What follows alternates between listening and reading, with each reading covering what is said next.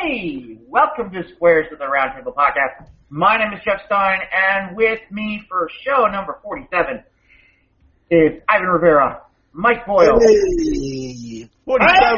Hey! Here we are. Isn't this grand?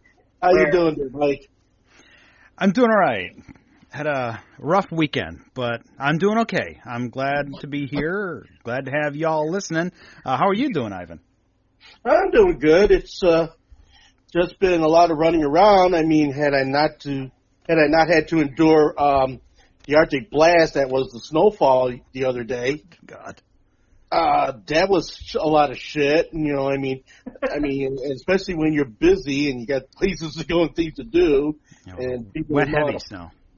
Yeah, and nobody knows how to fucking drive in it. It's like, people, really? Really? Took me hours to get to someplace, which usually took me minutes, and then my feet were soaking wet. Nobody shoveled. But then, I mean, why would they shovel? Rahm Emanuel don't give a fuck. He's leaving, so why would that be his responsibility? So anyway, yeah. Other than that, just the usual running around. We had a great record store day. I will talk about that in a little bit more detail. Okay. And then, just getting ready for a week's worth of gigs, which I'll bring up in a little while too. So, yeah, just rolling right along, man. Took Marley to the vet and got him a little ointment because he's been tearing his ears up. I don't know, it must be a nervous thing going on with him. So yeah, so now he's doing better, and he's more mellow. And of course, I increased his catnip intake, so that helps a lot. Anyway, so other than that, yeah, no, that's pretty much my week. Nothing really exciting. I mean, just kind of living life. Jeff, I watched one of your Facebook Lives the other day. I know it was today, and I guess you had an interesting weekend. Yeah, it was kind of an interesting weekend just as a whole. So I went out to the Con Gaming Convention out at College of Page. And it was a lot of fun. It was enjoyable. Got to play some role playing games and see friends and have a good time. I woke up a little earlier than I wanted to on Sunday morning because at 6 a.m. the fire alarm went off, and you know how it is. The fire alarm goes off, and most people's reaction is, well, it's just probably a drill or some idiot who turned it on or anything. And I put on my clothes and I figured, okay, I better grab a couple of things to be safe. And I look down the hall to my left, and there's a wall of smoke. Holy shit! And I'm like, okay, this is not a drill. So I was like, okay, I'm gonna get out of here. Now the weird part was there were people further down the hall, closer to the smoke than I was, and they're all just kind of standing around. I don't even know what the hell they were doing. I'm like, there's smoke. There's a lot of it. Maybe you guys should get moving. What floor are you on? I'm on the second floor, okay. So at least it wasn't a long way down. Yeah. But it was kind of amusing because there's people standing around. I'm like, I don't know what the fuck you people are doing, but there's a fire. I'm leaving. They all think they're still in high school where they do the alarm test. And nobody takes it seriously? Well, no, I mean, here's the thing. It'd be different, when I reached the lobby and there were people down there and there were people who weren't aware that there was a real fire. Okay, fine. Not everybody was on the floor. But literally on the floor I'm on, they're literally standing in front of where I see smoke. And I'm like, if they're not going to move, well, fuck that. I'm out of here.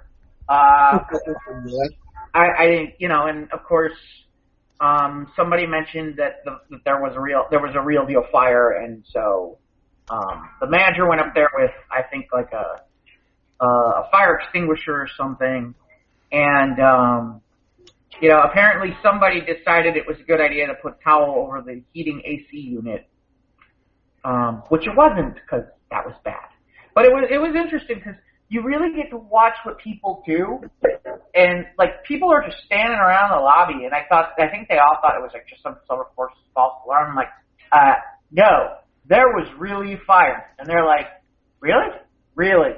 There's smoke. There's a whole lot of smoke on the second floor. It's like, oh, and people were like, all of a sudden people were like, okay, maybe we better like get out of the building. The thing was, it was like that really bad sleety rain thing going on outside, and it was ridiculously cold.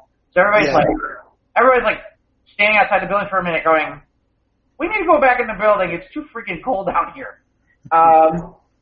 So it was funny because we were all kind of like near like the edge where like if you needed to get the hell out of the building, you could. But at the same time, everybody's like, it's too cold out here. But yeah, about an hour went by and then everything kind of got fixed. They ended up having to move my room. I don't know all the details, but yeah, it was one of those weird things for a morning. It's kind of weird. So there's that, and then, I don't know, I did some gaming. I got to kill some stormtroopers and stuff over the weekend, and, deal with people, Dark Jedis with lightsabers, and, I'm trying to think of anything else for the week. Still getting ready for the contest coming up upcoming this month, and, that's kind of what's been going on with me. How was Celebration, Mike? Well, sadly, because of the snow and because I had a wake and a funeral yesterday and today, I did not attend Star Wars Celebration. I had my Sunday pass. I had ready to go for months and months, but last Wednesday, as I was editing the podcast last week, I got a phone call from. I got a text from my friend to call him, and I called him, and he told me that his mother had passed away. So the wake was Sunday afternoon. So, and then they were calling for 3 to 5 inches, and I'm like, what? But I actually had my parking secured. Of course, I got my ticket months ahead, but I didn't get my parking secured months ahead. The Saturday before I was going to go down there, I found a parking lot that was like a mile and a half up Michigan Avenue. So I got my parking secured through like a parking app. But then I was like, well, there's a bus that goes down Michigan Avenue every 10 minutes, so no problem there. But then when I got home, I'm looking at the weather reports. I'm like, ugh. So then I woke up, and sure enough, it's a whiteout. Yeah. So instead of having to go through all the hassle of driving down there in snow and parking and all that. Of course, then I had to leave early because the wake was from 4 until 7 Sunday. So, no, I'm sorry I all these months of waiting, and then, you can't go. And that's too bad, man. I'm sorry to hear. But all the pictures on the Facebook of all these awesome people in their awesome cosplays, I got to send one in the chat right now because there's this one cosplayer who was at a bus stop in the city, and oh my God, he looked like a dead ringer for Obi-Wan Kenobi. I'm sending it now. It's in the chat. But I mean, it sucks. Yeah. But there's priorities in life, and this nice little lady who was my friend's mom, she went too soon. So the funeral was today, and it was a beautiful service, and I'm not going to get too much into it because I don't want to depress our listeners. But it was very, well, like I said, she's a nice little lady, and I'm sad to see her go. So, yeah. But anyway, I did see some movies instead. Watched my DVDs of Aquaman and the full movie of Bumblebee on my big TV. And, of course, I got to my Marvel watch here in a little bit. But yeah, Aquaman was... you don't realize that, especially when it's on the big screen, you see all the spectacle, you know. There was a lot of spectacle of the CGI. It felt like a little bit like a video game. Yeah. At times. And even more so pronounced, you know, when you get the vivid colors and there's not as much real things going on. That's another thing about Gesundheit. Don't die. So yeah, Aquaman was still good. And of course, you know, Bumblebee was really great too. So, but like I said, yeah, shitty weekend for me. But, I had to go out and shovel before to get to the wake Sunday afternoon. I had to go out and shovel because some idiot put his snowblower away 2 weeks ago. didn't think he'd need it anymore. Yeah. Now, isn't that the chop, really? Yeah. But yeah. So then, we'll get to our Star Wars news. Lots of Star Wars news this week. Num, num, num. Lots of good, yummy chunks of Star Wars news this weekend. I can't wait. Yeah. Well, yeah, lots of stuff I would have, liked to see in Celebration, but oh well. Money saved, so I'll taking more with me to the Kane County show in St. Charles in 2 weeks. So, nah. Oh well. Okay.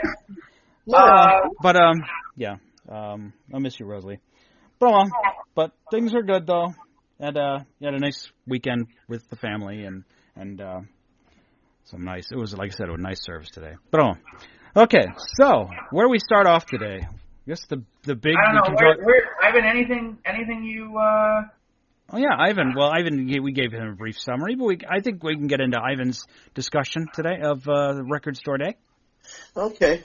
Well, Record Store Day. I mean, I got to Electric Jungle, 1768, West Greenleaf in Rogers Park. Ding. We had the event. It started at 12 noon. We had a number of DJs, including Dijon Holiday, the superhero soul. Kudos to you, my brother. We had Esteban was on deck. DJ Serpico was throwing down too, and Chuck Wren. He also came in with his new album release, and he came and spun for a while too. It was a really great time. We had a number of microbrew houses come out and they donated some beer, and it was just this really fulfilling sensibility. Everybody coming in. It was like that whole, let's go ahead and let's get together and let's make new record friendships, and let's renew old record friendships, and we just passing along ideas and thoughts and stories and such, making plans. And it turned out to be a wonderful Record Store Day, and so it worked out really, really well. And John and Allison and I, plus so many of our friends who came down and just vibed with us on Record Store Day, and had some new faces come in too. So it was really, really good day. A lot of places who get involved with Record Store Day. See, we don't get involved with Record Store Day because the Record Store Day principle is based upon a corporate sensibility. Right. It's all about moving the merch. Yeah, and the thing is, let's hope this is correct. I think it is. That Record Store Day, you don't have any decision making as to what comes to your store. It's an actual package that comes to your store. You could get for a box of 16, you could get 15 possible peg warmers to one really solid piece of vinyl. Right. It's like a loot crate for record stores. Yeah. You don't know what you're going to get. Yeah, it's a short, it's a short pack of like the really, big things you want to get against like a whole bunch of stuff that is going to end up in the Record Store Day bin, the following day, if the Hoarders and Turners didn't do any of their damage that day too. But there were a lot of really good Record Store Day things, and then there weren't as much more. I mean, there was a nice little portion, but it wasn't huge. I mean, I personally wasn't taken by, the listings this year. You didn't get anything this year? No, I didn't get any Record Store. Nothing new? What? No, but what I did get though is the wonderful pics of the store. It was really lovely that I was working on the product and everything, and John gave me a few things, and Allison gave me a few things, and I got some things in the stack, and it was wonderful. So Record Store Day is every day, where we're at Electric Jungle, because that's what we believe in. It's what defines us in that respect.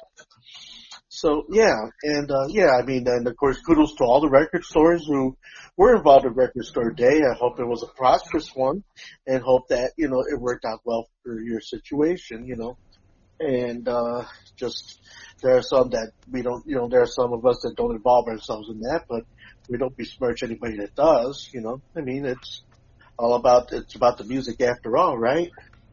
That's right. So. No, stop selling records.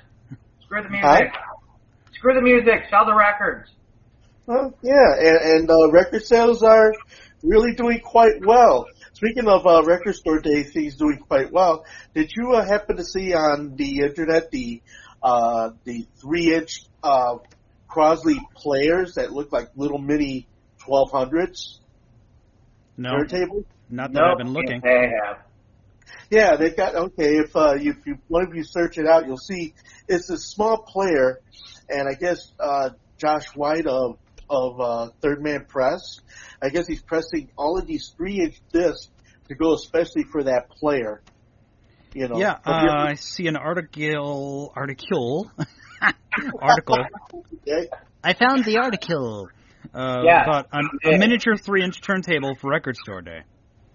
Yeah, I mean, now, okay, you guys I know aren't as heavy duty into the records as I am, but your first thought, what do you think when you look at that? Cute. Okay, quiet. Where's the rest of it? It has a little plastic cover too, a little hood for it. $70? Yeah, and you get behind it, and in some places $80. And I know what you told me about Crosley players. Yeah, they eat records, man. Crosleys are like the bottom rung of anything. Okay, yeah, I might get some heat for this, but I don't care. Yeah, Crosleys suck. Crosleys stopped being a good product about 25 years ago. Well, I mean, it got outsourced and it got real sloppy. And anybody who's going to try to dig into those 3-inch turntables is going to be in for a real letdown, because if they're looking for volume, they're not going to get it. In order to get all the grooves to fit in that space, in those mere inches, you have to turn the mastering down, which means the record player's got to be able to turn everything up out of already, low groove. It's total contradictory to the form. See, from this article here from the vinylfactory.com, this is from January. Read more about the tiny turntable, which is called an 8-band record player and plays 3-inch vinyl. It's a cult device in Japan and can hold up to 4 minutes of audio. Oh boy. Sharing the news at CES 2019, the company also announced that it's partnering with the Japanese vinyl manufacturing plant Toyo Kasei, who will be producing teensy records for the device. Retailing $70, Crosley's microdeck is powered by USB or battery with an Audio Technica cartridge, pitch control, and dust cover. That's why it's $70. That Audio Technica cartridge in itself is probably the most expensive thing on the player. Yeah, it's like 1/4 the size of an album cover. And it's like, okay, you got it for 3 inches. Does it play 7s? Or what purpose does it have? And then, I mean, what if you don't find what you want in the 3-inch format? I know there's a handful of them already been released, and not besmirching the artists who want to use it. I mean, kudos to you, but, oh, man. This article page is from January of this year, but it doesn't have a comments section for this record thing. Well, you could go to the Crosley website, and you can probably get a value of complaints in that place. I mean, it's Crosley. I wouldn't wish Crosley on my worst band. And I mean, I'm not trying to hurt the feelings of people, but yeah, it's cute, it's small, it's this, it's that, but you're not going to get the volume out of it. You're not going to get the proper dose of what it is that you hear in the music out of that. And the fact that, like I said, the only expensive thing on there is probably the cartridge, because it's Audio Technica, and they have a beautiful reputation for their needles. They make a great product. Why do you think they'd partner with Crosley, though, if Crosley's reputation precedes them?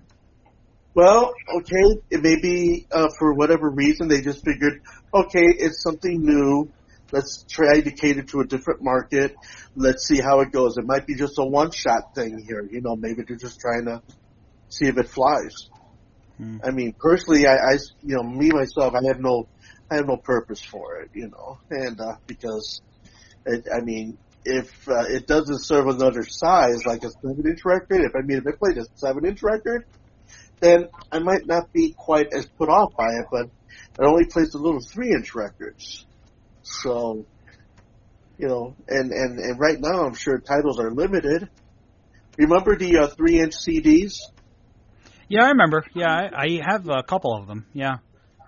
Yeah, look where that went. They did it for... Yeah, it went nowhere.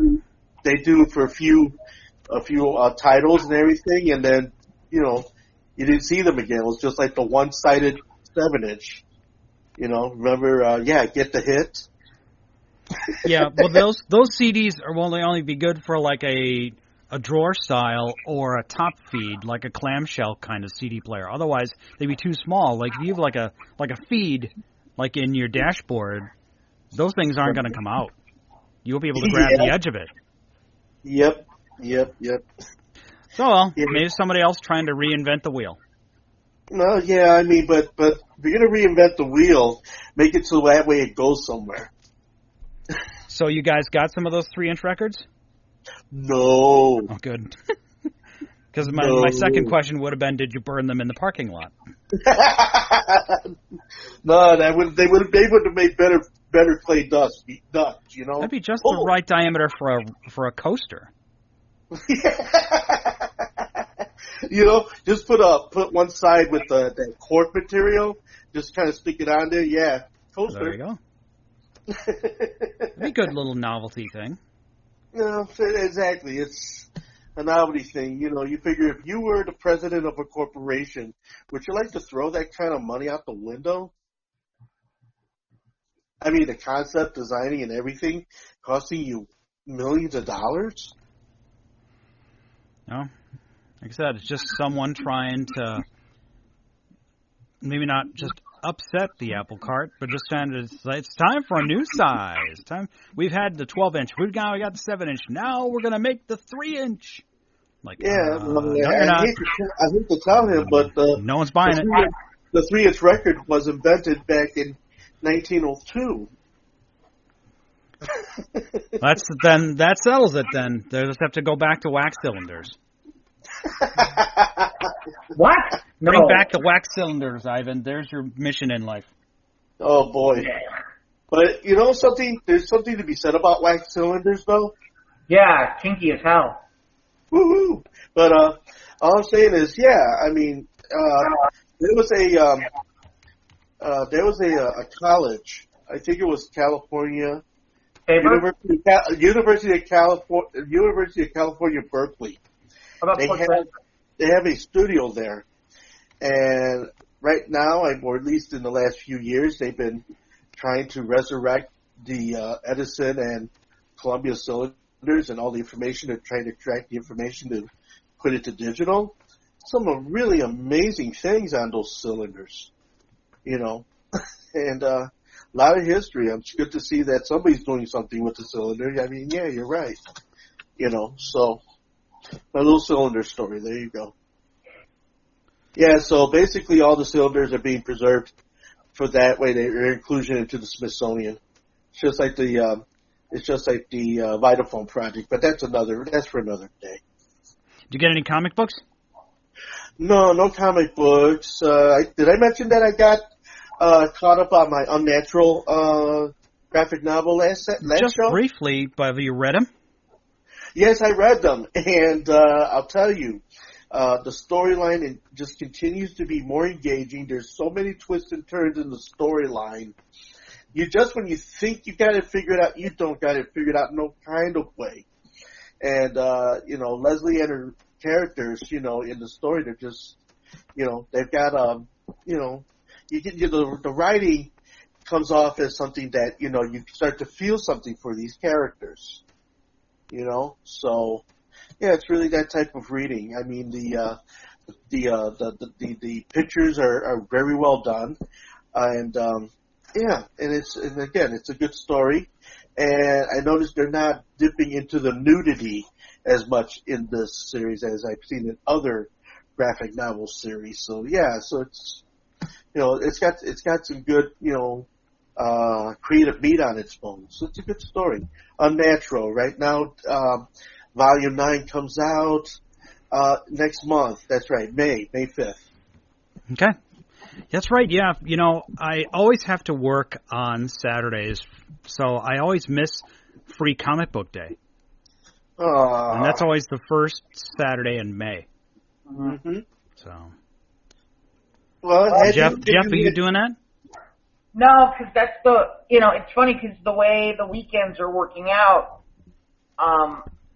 that's the weekend I'm going to be competing, so I'll actually not be able to get there. And the interesting part is, for the first time ever that I'm aware of, Free Comic Book Day is on May 4th, which is May the 4th be with you. Yes.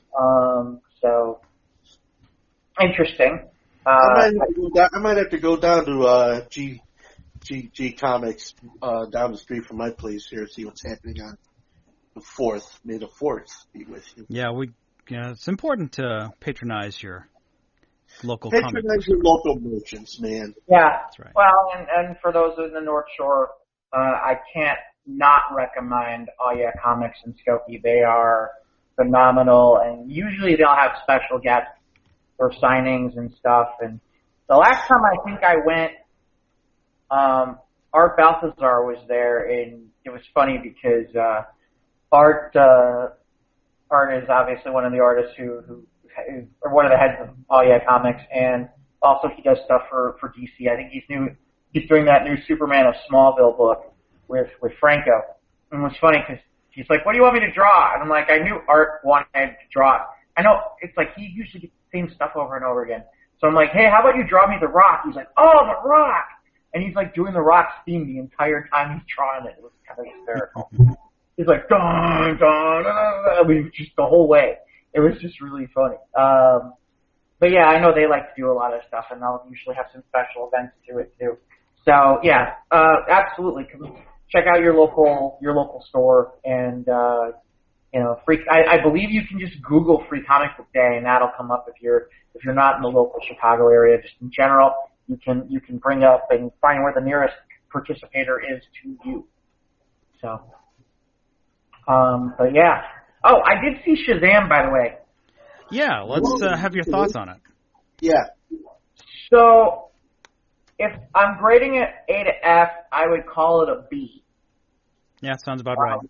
I would call it a B, and, if I'm looking at this from the DC movies perspective, since they kind of did their relaunch, so to speak, starting with Man of Steel and going beyond, I still would tell you that Wonder Woman's the best of the movies, without question. And I feel like opportunities were missed with Shazam. I get where they went and why they were going the way they were going and how they were getting there, in that, they were trying to play more off of the fact that, he's still a kid and he's going to do things that are more from a kid perspective. But I just, at times, I kind of was like, I felt like they could have gotten a little bit sooner to him, being a little bit more Captain Marvel-y, if you know what I mean. But it seemed like it took a little bit of time to get there. There were some things that were kind of pretty telegraphed, right from the beginning. And, so I knew where some of it was going. And,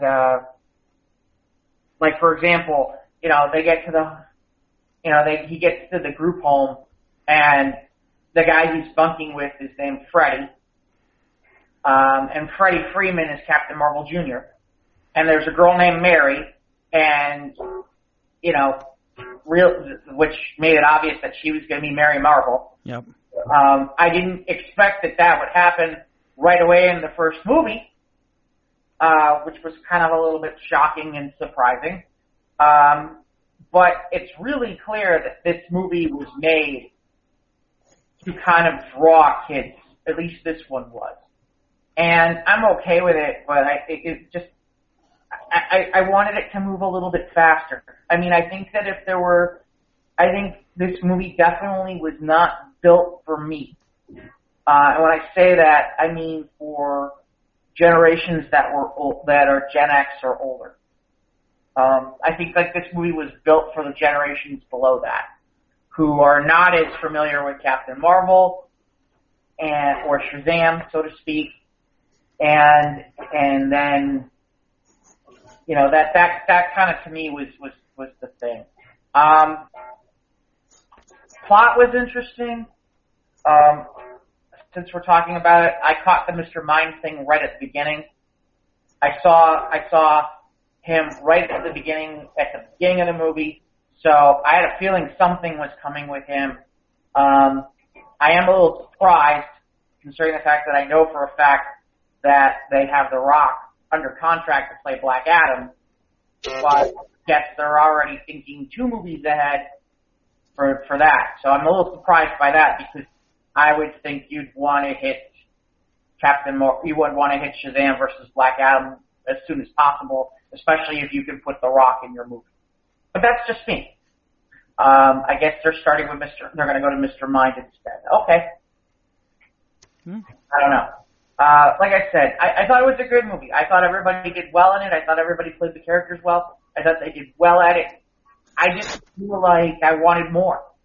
I wanted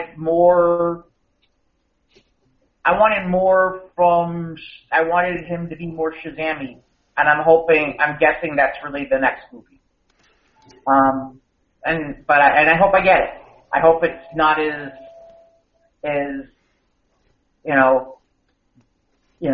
you get the point. Yeah. I was looking for the Big Red Cheese, as he's known, because instead of being the Big Blue Boy Scout, he's the Big Red Cheese, and he's more Wonder Bread wholesome even than Superman is in the comics. So yeah, I'm looking forward to that, because I think that. So you say that transition's going to come out in, like, say, Shazam 2? I hope so. I hope there's a little bit more transition. Well, it depends on how much time has passed between the 2 movies. Yeah, and the thing that Billy Batson is like 14 in this movie, where in the comics he's a little younger. Yeah, he is a little bit younger in the comics. That is true. Which just makes things even more interesting, because it's like, okay, that guy's gonna age. Well, okay, so if he's 14, in order for him to come up to, say, the capacity of an adult, it would take 10 years. Right, but in the comic, that's the other thing. In the comics, Billy Batson never ages. Okay. Right, he's always like 10. I think he's maybe a little older than that. I think they've aged him a little in the comics. I could be wrong. But by the time they make Shazam 2, the kid would be like 16, and he's going to be too young, unless they just recast someone else as Billy Batson to be younger. I don't know. Yeah. I don't know what the problem I see is you might be able to get away with it in Shazam 2. I don't know what you do for Shazam 3.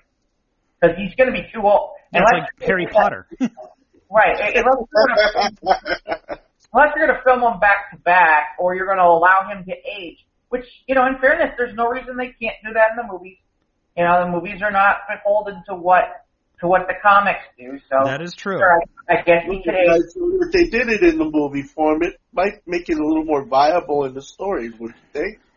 I guess. I mean, if they let him age, which means that Shazam ages a little bit in the mindset a little bit, but then the question is it going to lose some of the cool parts about Shazam is that one of the reasons why he's even more Boy Scout than Superman is because he is like 4 and somewhere. Right, he is young, so it's like let's not take the boy out of the man. Let's say. Well, it's one of those things where it's like, the best example I can give is Tom Holland nails it in Spider-Man: Homecoming, which is, but it's wrong, and you shouldn't do that. Well, the world's kind of not like that, Pete. Well, but it's still wrong. It doesn't matter if it's that; it's still wrong. That's kind of what Shazam sounds like. It's not really whining; it's more sounding like the Tick. So to me, that's. But yeah, I thought it was solid. It's doing well for a second week. Still 2 weeks in number one. Yeah. How bad did I read bad things about Hellboy. How bad did Hellboy do? Hellboy is currently 15%, 1.5 on Rotten Tomatoes. Yeah, that's higher than the last I saw. But with an audience score of 63%. So the diehards were out, but none of the critics seemed to like Hellboy. Let's see. Here's one from IO9 Gizmo. Oh boy, Hellboy's box office debut is hell. That's what he did. Yeah, this is just 12 million. Yikes. Well, again, we kind of talked about it last week, which is... It's going to get lost in the shuffle. It's going to get... This movie's going to get lost. This movie placement is bad. Yep. Well, that, and they made it R-rated. Well, R-rated doesn't bother me as much as I just think it's bad placement. I mean, this is an example of where... Something was wrong, man. This is an example of where timing sometimes can make a difference. Like, for example, find a release date in August. Right. When near the back end of August. This movie is around in the back end of August. This movie makes money. Because it's away from everything else. But, yeah, right now I'm just kind of like sitting here going... Or maybe if they put it out in February. Yeah. Before Captain Marvel and Shazam. Right. With only 2 weeks until Endgame. Yeah. But it might have had a better fate then. It's doomed to fail. Right. Well, but I think that... I mean, Hellboy has a little bit different audience than the others. If we're talking about comic books and superheroes, yeah, I already have, and if you're not on top of it, like you're going every week as soon as it's open, yeah, you already have 2 movies to see. Especially if you're one of those people, if you're like, I have movies to see before Endgame, those are the 2 movies that you're going to see. Hellboy kind of hits that third, and really in reality, so I'm not going to the movies that much. You get the idea. Yeah. Oh, and my family went and saw Dumbo, and they really liked it a lot. Did they? Mm-hmm. Just as a side there. Sorry, Jeff. Didn't mean to derail you. No, it's okay. I'm debating because, it's still kind of there, and I could see it for $5, and I'm debating. I'll wait till I can see it at home. Right. Well, I mean, if you're gonna address Dumbo, yeah, going for the spectacle that is Tim Burton, that's basically, the biggest selling point on that. The story has, like I mentioned in the last episode of our show, I mean, it's got so much meat on its bones, story-wise. They really did a nice thing with the transitions, and you still get the feeling of the original story, but yeah, certain elements were moved around and certain elements were added. And the additions were very fluid. They seemed almost seamless.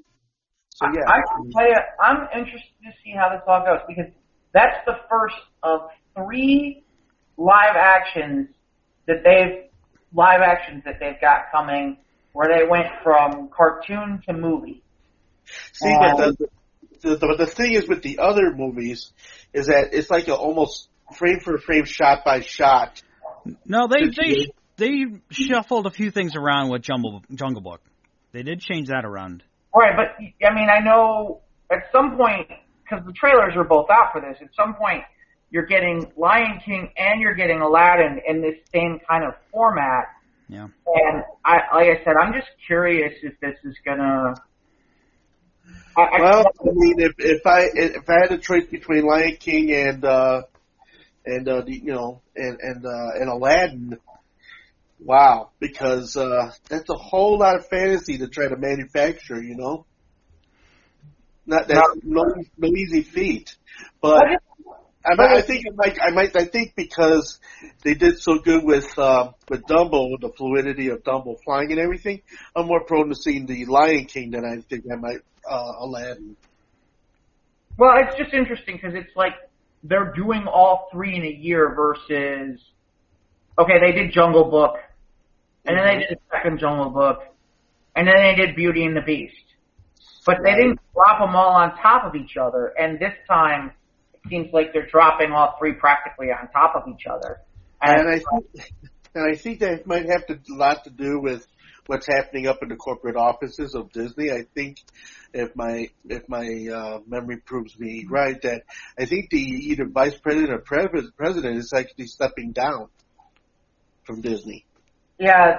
Bob Iger. Yeah. Bob Iger is the CEO. And speaking of dropping Disney released their monthly rate and the release date for their streaming service. Yeah. And it is. Oh, the release date's going to be in November. I'm fascinated to see how this goes because right now the starting monthly price is $6.99. Yeah. Which is a great price. And which caused Disney good. stocks to soar and caused Netflix stocks to crash. Yeah. Well, I mean, and there's been talk. We've talked about this before. That yes, we have. There's been talk that Disney it may be purposely putting more money into Disney Plus than they may be willing to admit that they're going to take a loss for at least a year or two, just because of the amount of content that they're trying to put out and how hard they're trying to push people to go into Disney Plus. And I think that it might. I think it might work. The question I continue to have is this, which is, as a Marvel fan and as a Star Wars fan, I'm kind of sitting there going, wow, that's really cool. There's a lot of really cool, interesting new programming. Just like I guess Pixar, they finally announced Pixar is doing a Monsters, Inc. regular show, and I guess they're bringing back John Goodman and Billy Crystal do the voices. And but this is the part where it's interesting to me. If I don't care about Pixar, and I don't care about Marvel, and I don't care about Star Wars, tell me why I'm paying $6.99. Well, exactly. Just the Disney properties. Right. Well, there is that. I mean, like, they talked about being able to stream all 30 seasons of The Simpsons. I mean, now that, for certain people, that's a niche. And there will be people who will want that, where you can stream and watch all 600 plus episodes. But, okay, and you've got all that stuff. But if you're talking about new content, it's interesting because I haven't heard any part about new content having to do with anything that isn't either Marvel, Pixar, or Star Wars. Well, interesting. Disney has a lot of original content. I think I think they have a Tangled animated series, and how much of this stuff they're going to port over from the free channel on cable over to this new streaming service. Sure. I mean, they are going to have some of that too, and they're certainly part of that. Doesn't Disney own ABC? Yes. Yeah. Okay, so you think they might not run some of that content on there as well? Well, the content that is owned by ABC or Disney, yes. Or at this point, Fox, 20th Century Fox, then yes. Yes, right. True. That stuff will probably all. Again, I haven't looked at all of it. I just kind of saw some of the articles and some of the things they talked about it. And then I think some of the other plus possibilities from them that are being spun off, you have an option to buy into as well. But I think it's additional costs, like Hulu Plus and ESPN Plus, and I don't remember what else it is. Again, the biggest thing to me is if you wanted to buy the basic and just to be clear, I mean, they're talking about, so far for just Marvel alone, they've apparently greenlit and already been working on Vision and Wanda, the Super Soldier, basically Bucky and Falcon. They've admitted that they're doing a Loki series. They've previewed some pictures of the Mandalorian over at Celebration. Yeah, I watched the sizzle reel for Mandalorian. Oh, is there a sizzle reel? I didn't even catch it. Yep. They're talking about they're talking about a Hawkeye series that apparently is being put together. I mentioned that Pixar is doing some sort of Monsters, Inc. Program. It'll be interesting. Comedy? Oh, I'm sorry. And they're doing an animated Marvel What If show. I'm under the impression the first show is, what's her name? The one, what was the name of that show that everybody loves that I couldn't stand? Agent Carter? Yeah. What if Agent Carter ended up being Captain America? Okay. That's the first one they're doing for their What If. But again, I think that's animated, and I'm under the impression Chris Evans is going to lend his voice to that too. Oh, that'd be awesome. So, have there been alternate comics where Peggy Carter does become Captain America? I don't know about that. But Marvel's always had that series that's always been a part of their comic books, which is something called What If. And What If has been around forever. Where they've always had this, what if this happened? The first one that was ever created was from the actual What If series is, what if Spider-Man had joined the Fantastic Four? So, just to give you an idea of some of the different ones. Yeah. It's not an alien or a different idea where you have, it's like Red Sun. What if Clark landed in Russia instead of Kansas? Right, but Marvel was doing it more before DC ever did it. I mean, Marvel was doing it in like the 80s or even earlier than that. What If has been like, hold on, now I'm going to have to go look. I mean, What If has been around forever. You do. I mean, I remember it as a kid, so, yeah, there's only been 13 volumes of What If. Only 13? Yeah. The first one was February of 1977. Wow. Okay. Yeah, that's how far back What If goes. Okay. Yes, that's right. The inaugural series features the Watcher. And he basically hypothesizes what if this happened or what if that happened. And like I said, the first ever one is what if Spider-Man joined the Fantastic Four? Well, that's the first one. Ivan, are you okay? Oh, I'm fine. I'm just sitting back. Okay. Because it sounds like you're dying over there. No, I'm good. I'm just getting comfy. Okay. Okay. I'm glad you're comfy. Glad you're comfy.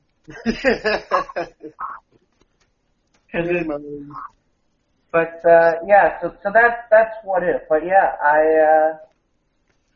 I don't know. I mean, I'm still unsure if I'll pay for it or not. I think I probably will, but. And that's coming in November. And what else is coming in November from Disney? Frozen 2.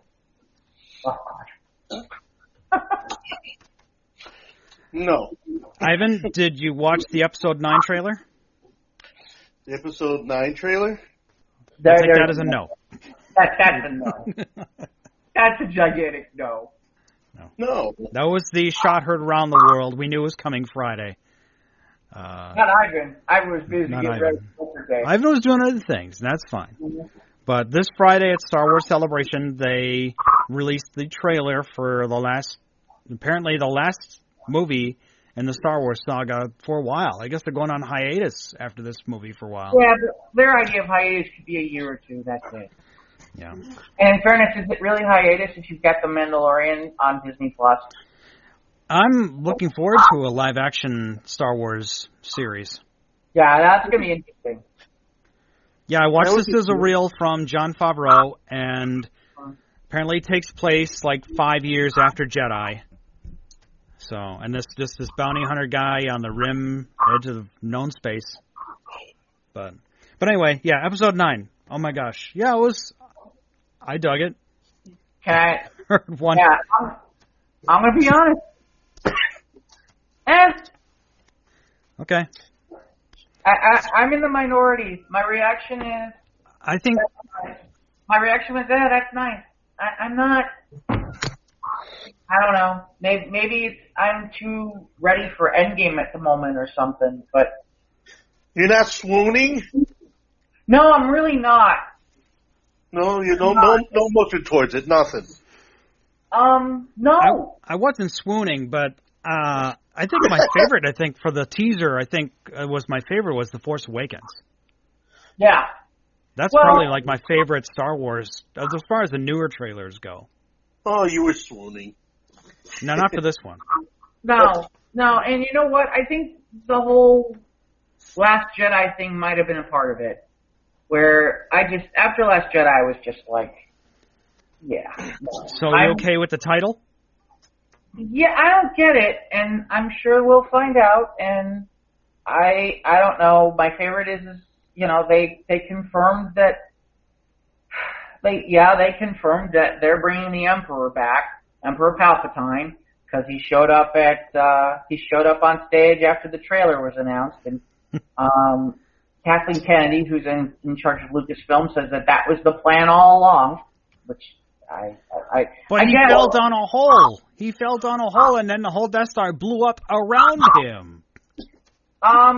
In fairness, okay. So in fairness,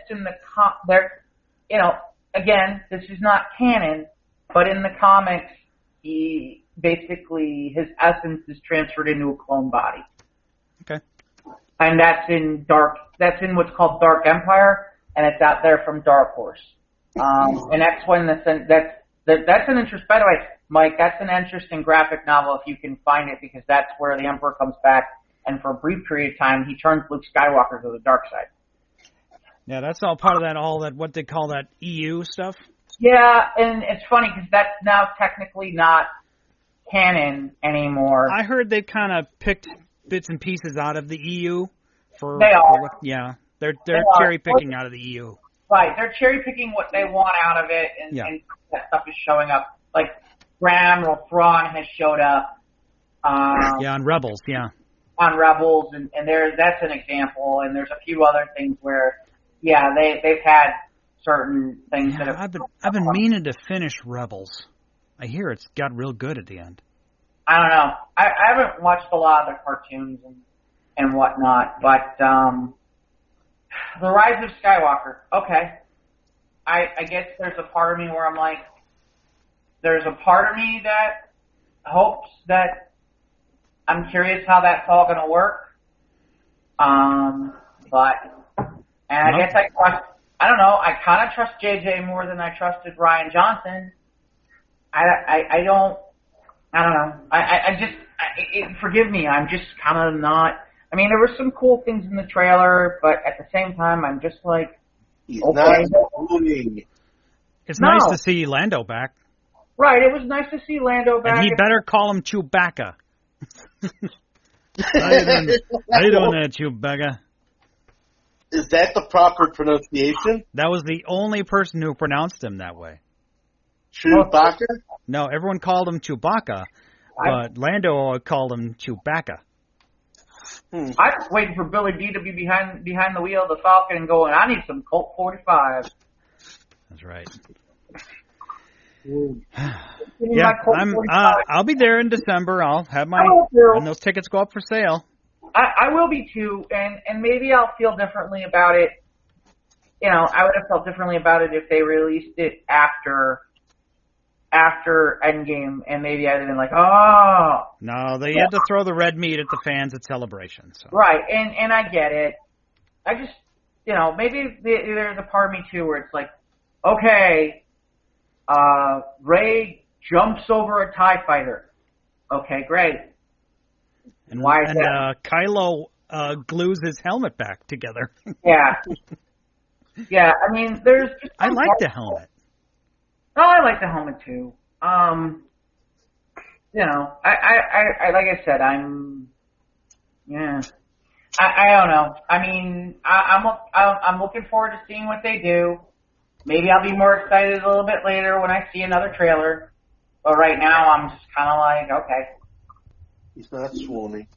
I'm not. Neither of us are. Well, and it's interesting because I have friends of mine who are like, what, are you crazy? I'm like, no, I'm not. I mean, I understand. And I love, look, I've loved Star Wars for a long time, and I am a fan, but, forgive me. Maybe in the movies it's never been seen that somebody's jumped over a TIE fighter like that, but I'm not shocked by it when considering the fact that in the air and it's coming in on the ground, that kind of thing can happen because she's a freaking Jedi. Jedi can do amazing stuff. Yeah. That's so Did you, I know there was, like I said, Star Wars Celebration was last weekend, mm-hmm. and I did see some great cosplay, including like like George Lucas dressed as Slave Leia with Mickey Mouse in a hood, like got him by the chain, by the neck. Kind of nice. Yeah, it's nice. But yeah, Star Wars, yeah, sure. Give me more of that Star Wars.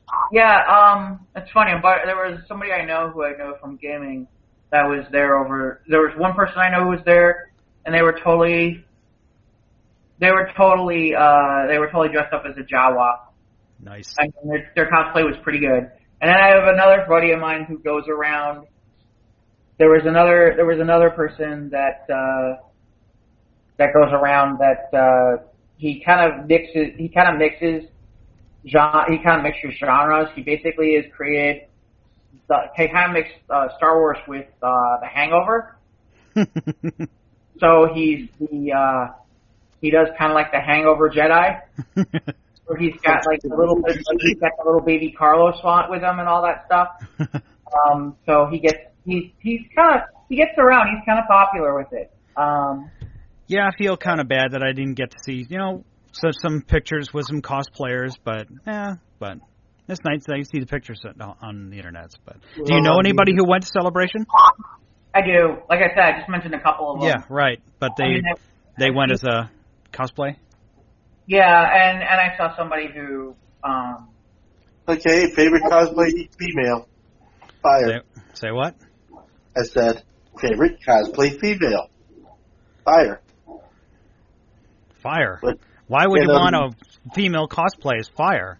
They should burn themselves. That'd be terrible. No, what I'm saying is fire off your favorite female. I know. I could probably guess Jeff's, and that'd be Starfire. Oh, you mean in general, or you mean Star Wars? Well, Star Wars?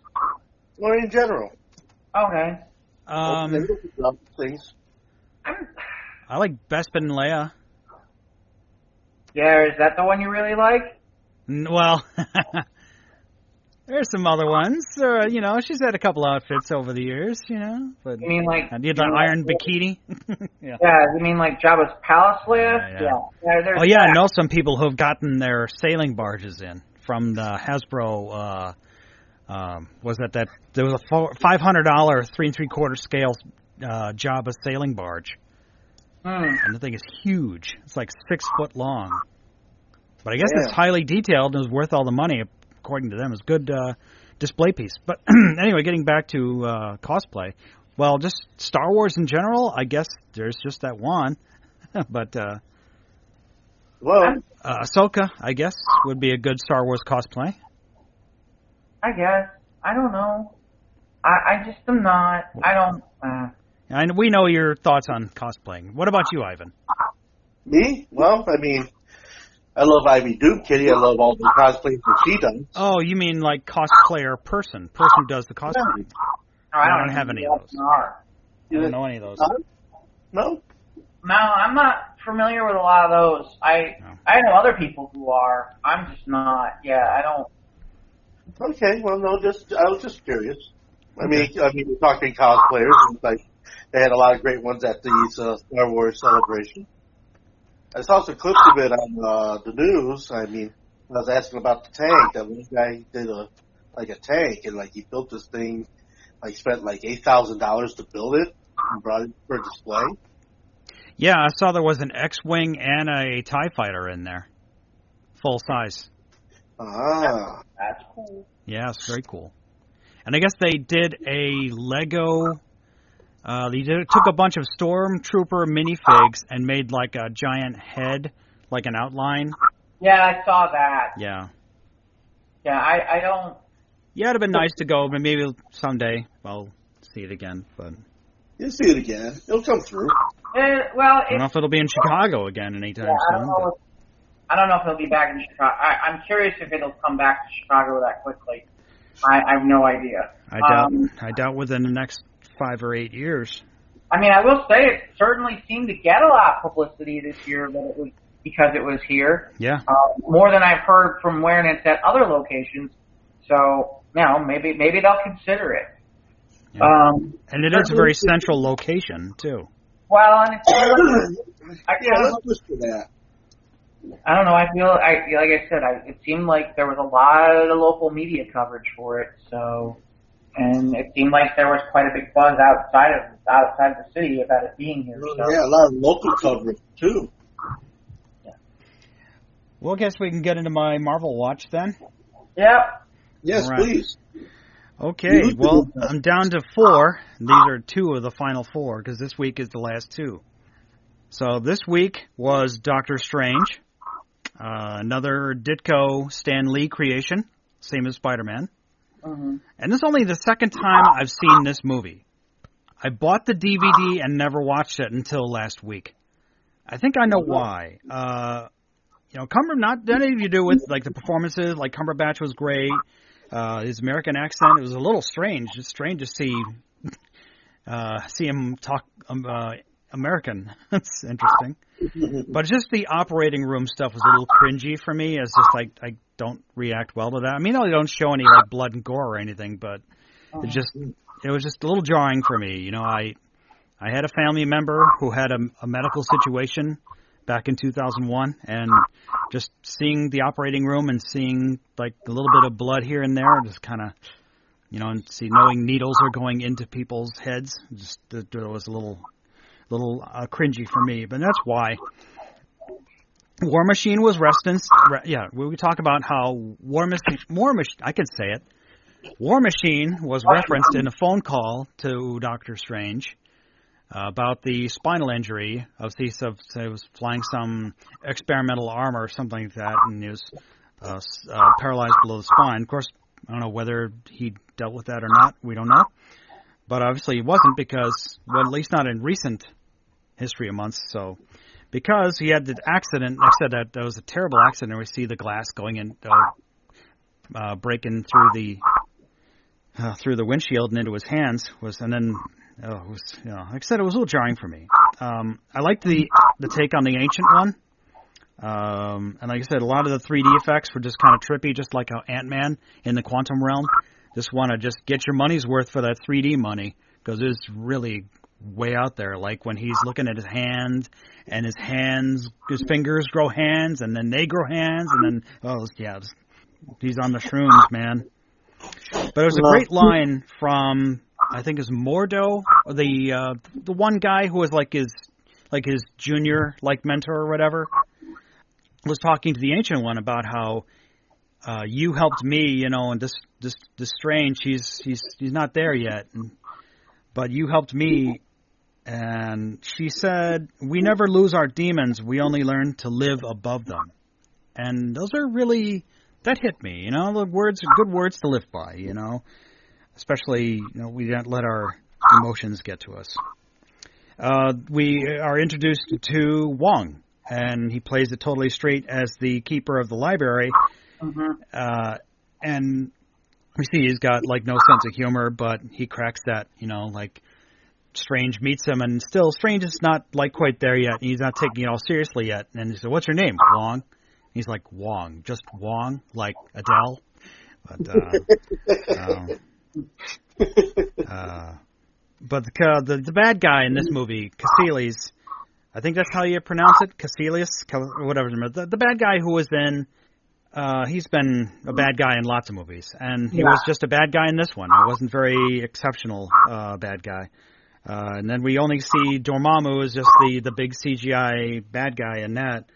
And it's a neat how he acquired the cape of levitation. It's like how they say the relics, he's in the room of relics, and he's fighting one of Caecili's disciples or whatever in the room, and the cape just kind of saves him a couple times. It was really great when he falls down the stairs and the cape follows him and he just levitates up. That's just really badass. And then, of course, we have the love interest, who was played by Rachel McAdams. I think it was Stephanie, was her name. She was fine. You kind of... Yes, she is. Yeah, she's easy, yeah. then it was kind of neat where he's fighting the disciple, and the cape helps him save him, and then he has to go to her, and they asked her, I forget how it was. He was like had to project himself, and then fight his astral projection of the other bad guy. But that was interesting. Like I said, it was a lot of CG, a lot of trippy stuff. How he almost quits right then and there because he had to kill the guy who was trying to kill him, and as the doctor, he's like, do no harm. But yeah, and then like I said, lots of trippy special effects. The mirror dimension fight was cool. The brief, 1 second Stan Lee cameo. I think he was on a bus or something reading a paper, and they're just fighting in the streets, and it presses against the glass, and I just hear Stan Lee go, "That is so funny." But that was it. And that's one thing that kind of bothers me, though, about this is that the operating room is kind of come and go with him. Like, he's been gone for all these years, and he doesn't have his abilities anymore, and it's his fingers. He doesn't have his steady hands anymore. That was the reason why he goes to find this enlightenment or whatever, because the one guy who used to be on Law and Order. We'll get to him. But yeah, I was like, okay, we need the operating room because I'm hurt. Okay, and then the Ancient One is hurt. Okay, we need the operating room again. It's like, what? Oh, well. Final battle, you just like I said, trippy FX, and then the whole Dormammu outcome to bargain, which is like a meme now. And then at the end, because we have the Eye of Cagliostro, which is the vessel that contains the Time Stone. And we get a little bit of foreshadowing of that because in the beginning of the film, Doctor Strange has an affinity for expensive watches. So, it's a time. Oh, I get it. No. Goes on right. Post-credit scene, there's an alternate version of the scene in Ragnarok where he goes to Bleecher Street and sees Doctor Strange because, and then he has him sitting down saying tea, and he's like, I don't drink tea. I'm like, what do you drink? Not tea. And then the stein refills itself. But so they have a little alternate version of that from Ragnarok. And then the other one is that the Mordo takes the magic away from the guy from Law and Order, because that was when he heard about the one guy who was because he's trying to get his get his fingers back. Hears about this one guy and he sees him at a basketball court. Now he meets him. It's like, we need to go to this land. It's in the Far East or whatever. But what else was that? The other thing was that, the setup for Doctor Strange 2, because Mordo apparently, because the whole riff, the thing about how Mordo was looked up to the Ancient One, but apparently the Ancient One used power from the Dark Dimension to maintain her immortality, or to give her long life, and he was kind of set aside by that because he was a little more rigid with the rules, so he quit after the fight with, what's his name?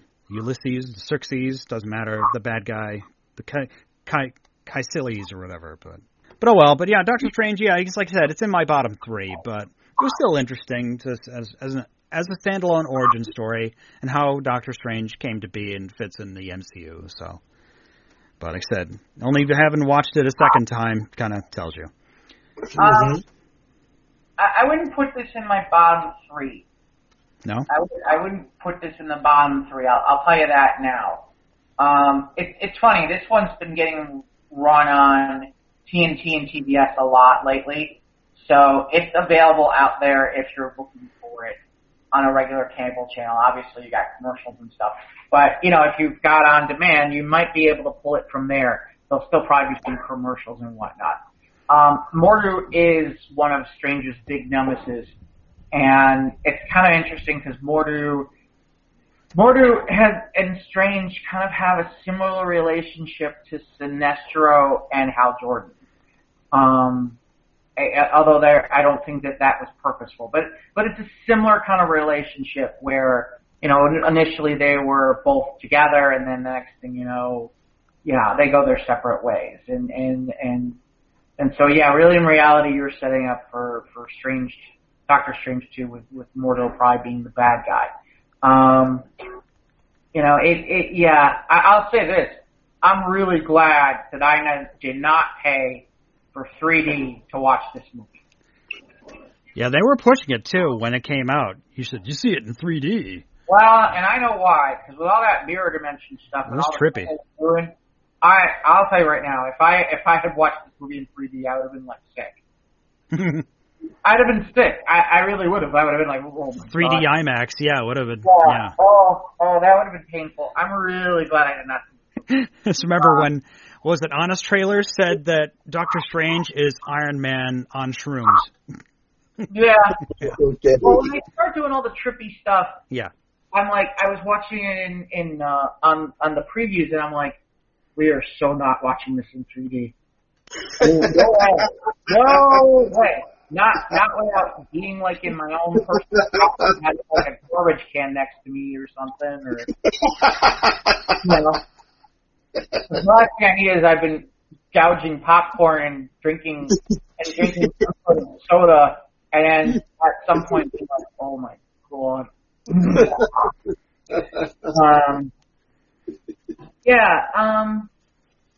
I can see where you're coming though from Mike, which is there are some aspects of this movie where, you know, I can see how it could be in your bottom three. To me, I feel like a lot of the people who play the different characters do a really solid job, and maybe that's where, to me, it's interesting is that, I'll be honest, I'm not really a Doctor Strange kind of, that he's not one of the guys who I'm a regular fan of getting comics from unless he's in somebody's book or he's in a team book or something along those lines. So, yeah, to me, you know, it was certainly interesting. And I know that there's a few things they changed around and a few things they may have done differently, but I certainly feel like they did a good job with it.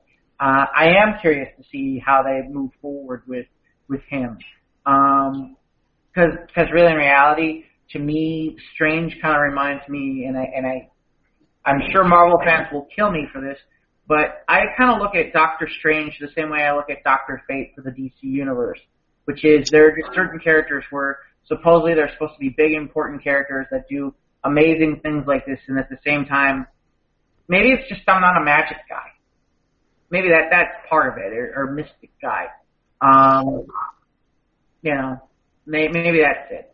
But yeah, I enjoyed what I saw. I enjoyed it for what it was, and yeah, the thing. I think that scene at the end with him with the dome remove thing is maybe one of the better scenes I've seen Marvel do. So yeah, I guess that's where I give it bonus points is at the back end with that. Yeah, where he was caught in time loop and there was nothing he could do. Like one of the most powerful bad guys got him. He's trapped. Yeah, it was cool. And he basically outsmarts the guy. Yeah, I mean, I think that to me is why. That's maybe why I like this movie a little bit better than you do. But yeah, and the performances were good. I'm just saying it was just not my favorite Marvel movie. Yeah, and actually, we can move to your next review of the movie I probably hate the most in all the Marvel Universe movies. Oh, really? Okay. Well, our next. I am not a fan. I am not a fan of this movie. I know, and it makes everybody shocked, but go ahead. Let's talk about it. Yes, our next film was again, this one is in the upper echelons of one of my favorites in the MCU. It was Thor Ragnarok, directed by Taika Waititi, and I guess he's going to be involved in The Mandalorian coming up. But they went for maximum LOLs because I think it's just to contrast the seriousness of Infinity War. I think it's great to see Thor have some wacky adventures, and how Thor 2 was kind of for a lot of people. Like maybe just going too super serious, I think, in Thor 2. So maybe Ragnarok was just the answer to that. They just wanted like a goofy adventure, and I think Hemsworth is a great comedic actor. He does some great comedic deliveries, I think, in this film. But like I said, this is just a counter Infinity War. We're gonna have like people like dying left and right, so no good. So yeah, right in the beginning they go right for it. We're like, I know what you're thinking. Oh no, Thor's in the cage. How can this happen? But I guess he's looking for these infinity phones.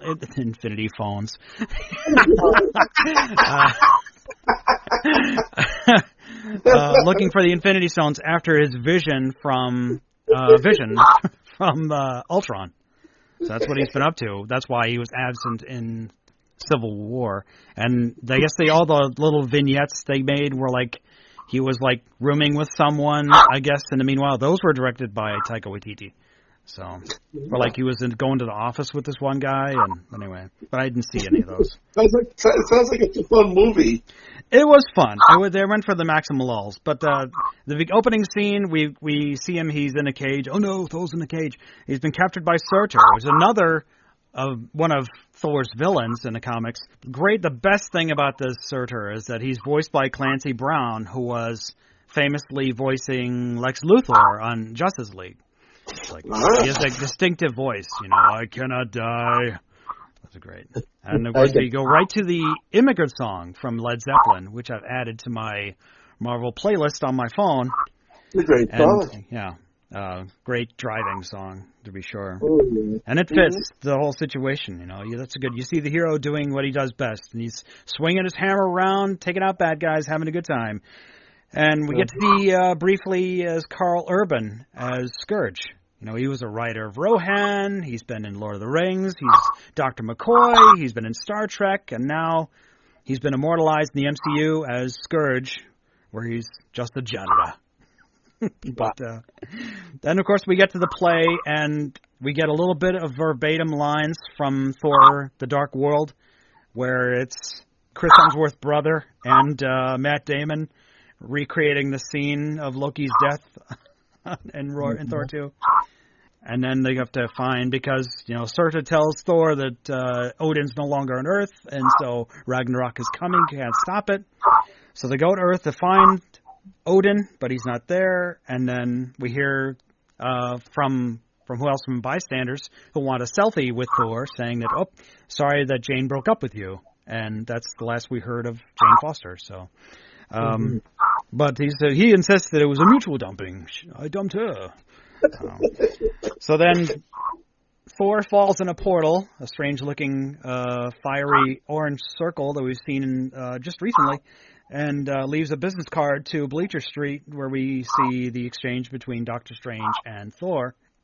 And one of the greatest things about, one of my favorites, I think I've quoted it here on the show before, is that you could have contacted me, and he's like, well, you don't have a phone. It's like, I don't have a phone, but you could have sent an electronic letter. It's called an email. Oh, great. Do you have a computer? No, what for? I love that line. I just love that. That's something about that line. I dig it. So they go to Norway, and I guess Odin, well, sadly, Odin passes away. And that's the last we see of Anthony Hopkins as Odin.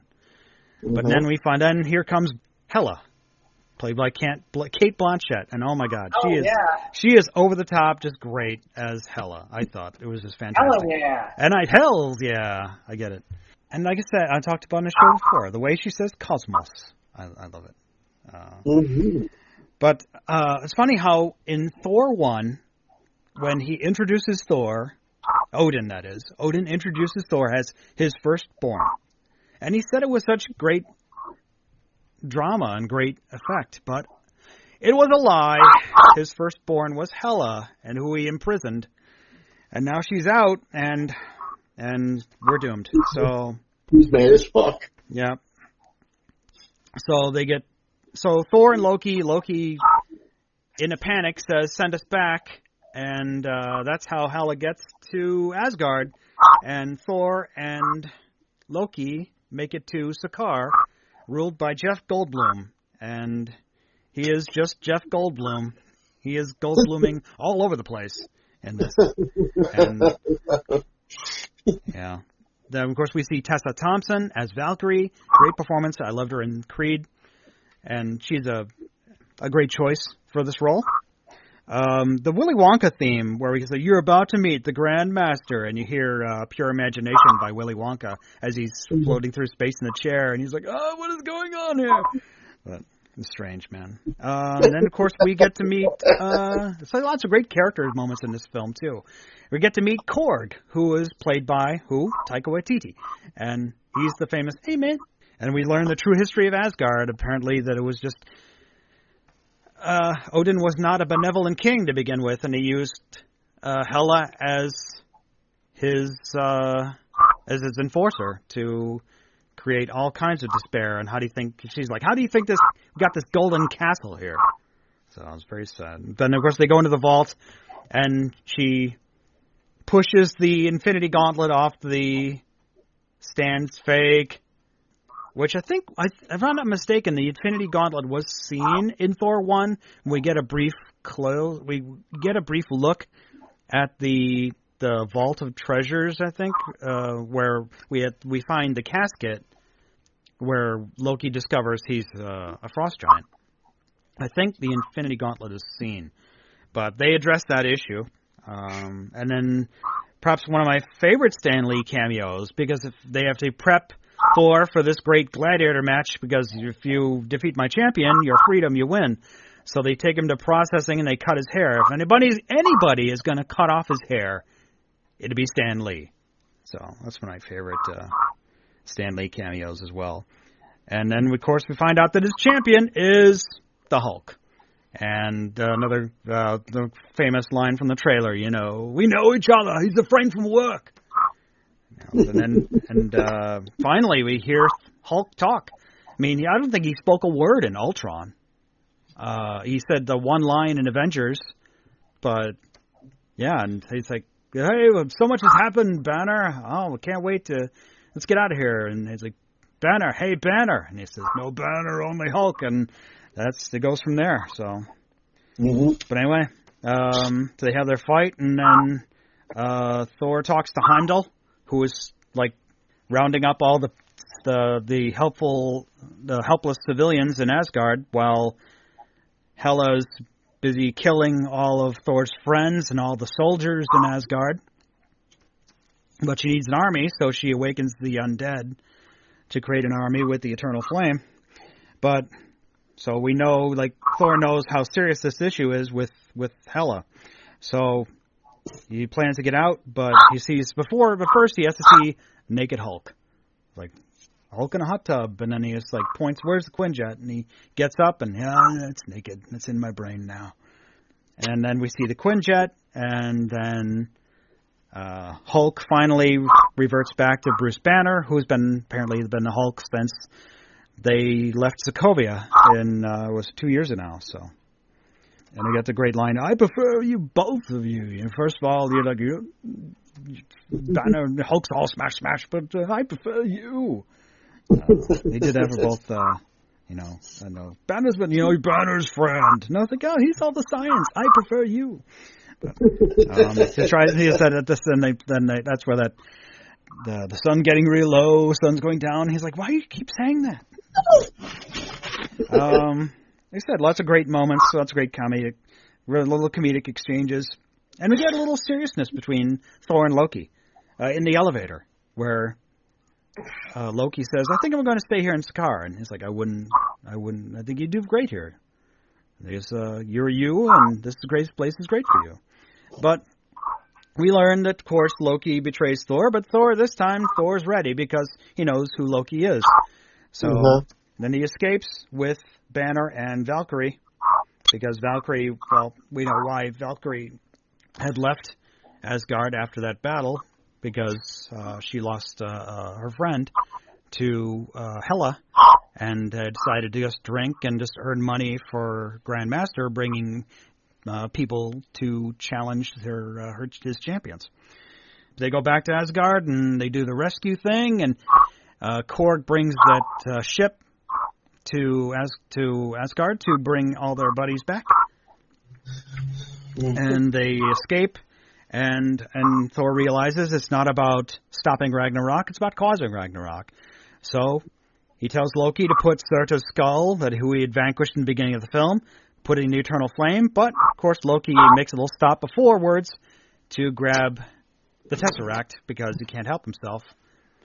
And there's one time, though, where Thor and Hela are in the throne room, and they kind of have a little discussion about how, but my dad's, the dad's solution to every problem was to cover it up, and right, but we can't just. But you have some points, but we can't have you here. You're just the worst. And it's funny though that line comes from Infinity War 2. It's not long after Thor tells Loki, "Then you really are the worst." And then Thor loses his eye temporarily, And then we hear Thor's theme as the battle's ended and Surtur is unleashed on Asgard, and he vanquishes Hela before Asgard is blown up. And now the people of Asgard are without a home, but they got the spaceship, and they'll be sending refugees.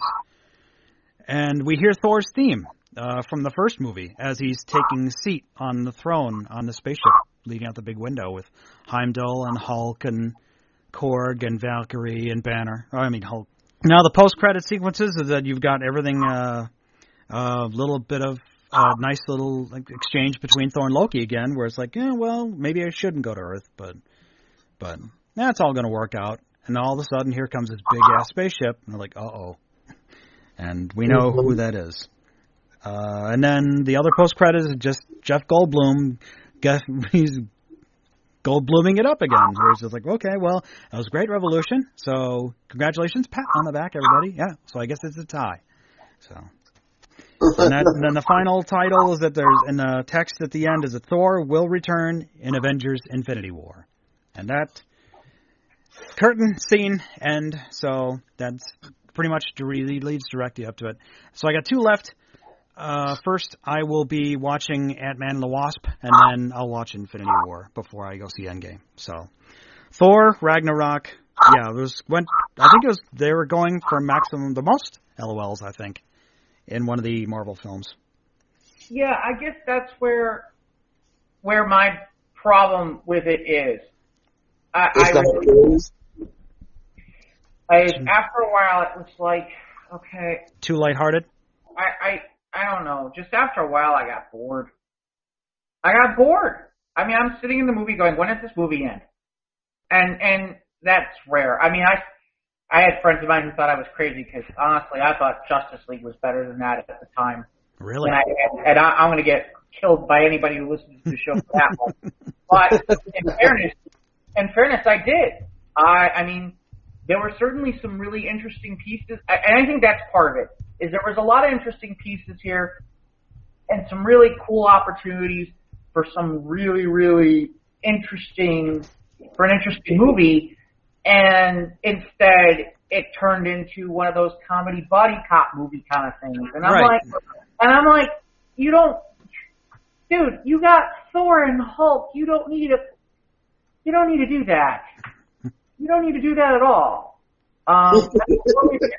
You can. I don't need you, but I don't need it to turn into like, you gotta have Joker for 5 minutes. And it's funny you say that about Goldblum, because it's like, here's Goldblum just being Goldblum. And it's like, it's really gotten to that point with him too, where it's like, I don't have to play a character, I just get to be me.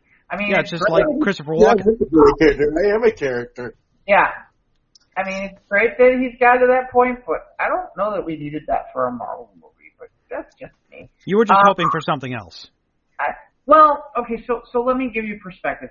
One of the things that you didn't mention is, that moment where she blows up the hammer is just like... Yeah, where she crushes his hammer. Yeah, like that was seen in the trailer, and we're all like, oh my god. Yeah, that scene all by itself is like, okay, he's screwed. And I think the other reason why is unfortunately, because of the way things work with the rights, odds of us getting a real Planet Hulk movie are slim and none. And that's unfortunate because they decided to kind of work some of it into this. And Planet Hulk, if you can find it, is a great graphic novel. It was written by Greg Pak, and it's one of the better Hulk stories that have happened in the last 20 years. And the basis of it is there's a group of individuals called the Illuminati, and I believe Strange is in it. Yeah, Strange is in it. Xavier, Reed Richards, Tony Stark. Right, and there's one more. Black Bolt. Yeah.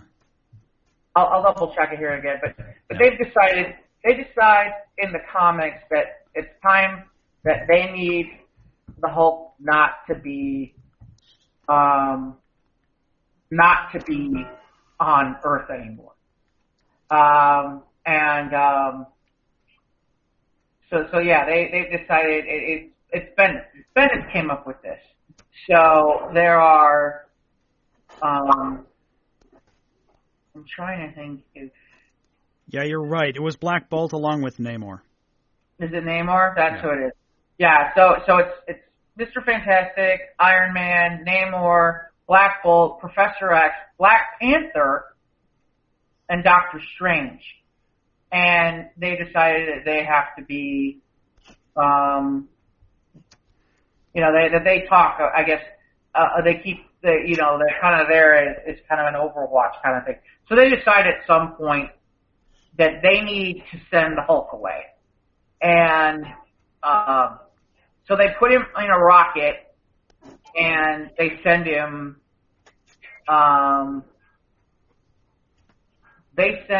to, well, he's supposed to go to a specific planet. It gets knocked off course and he ends up on Skara. And that's where all that starts to happen. Right. And it is a really amazing story. And I totally, highly recommend anybody. I was okay with some of the humor. I just felt like I wanted more action. You've got Thor and Hulk. Give me some big bad. Let them do more. I like the gladiator fight between the two of them. Oh, I like that too, but okay, give them more. I mean, give me the big giant. I mean, it's like there's the fight on Asgard, and there's like thousands of these guys coming. You don't need to have other Asgardians there to fight. Really, in reality, you got Thor and Hulk. Show me how they can take out like 1,000 people. I'm all over that. Or, who was it? Was it a dog or a dragon, or what the hell was Hulk fighting at one point? Where it just seemed like it kind of got lost in the shuffle. I don't remember what it is. Hey, see, this is what I'm talking about. And then you blow up Asgard. Okay. All right, I guess. Before we get Scourge's noble sacrifice. Yeah. Like I said, I got bored. It felt like they were slapping a lot of stuff together, and that if you were looking for this to be a comedy, that was great. Yeah. If you want a little bit more than that, it's like, okay. Well, we've had, like, Thor 1 was a little bit fish out of water, kind of silly, and Thor 2 was a little more super serial. Yeah. With the exception of the scientist guy who goes kind of crazy. Right. I feel like there's a spot between what we got and the shitty Thor 2 movie. Well, Thor 2 wasn't shitty. It wasn't good either. So you'd put, now that we're close to the end of the MCU here, as far as my reviewing, you'd put Thor 2 at the bottom? I gotta tell you. Or Ragnarok. I pushed 2 and 3 near my bottom. Yeah. I'm not feeling either. Now, if I given the choice between Thor 1 and Ragnarok, I'll watch Thor 1 because I like that story.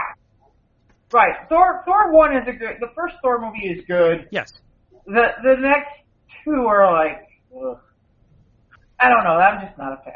Again, Thor Ragnarok I felt is overrated, and it's too bad because they had a lot that they could have done, and it just didn't. No. Was there anything you liked out of Ragnarok? Yeah, I mentioned a couple of things. Yeah. I mean, I enjoyed that we got Hulk. I enjoyed that we got to see a little bit of the Planet Hulk motif.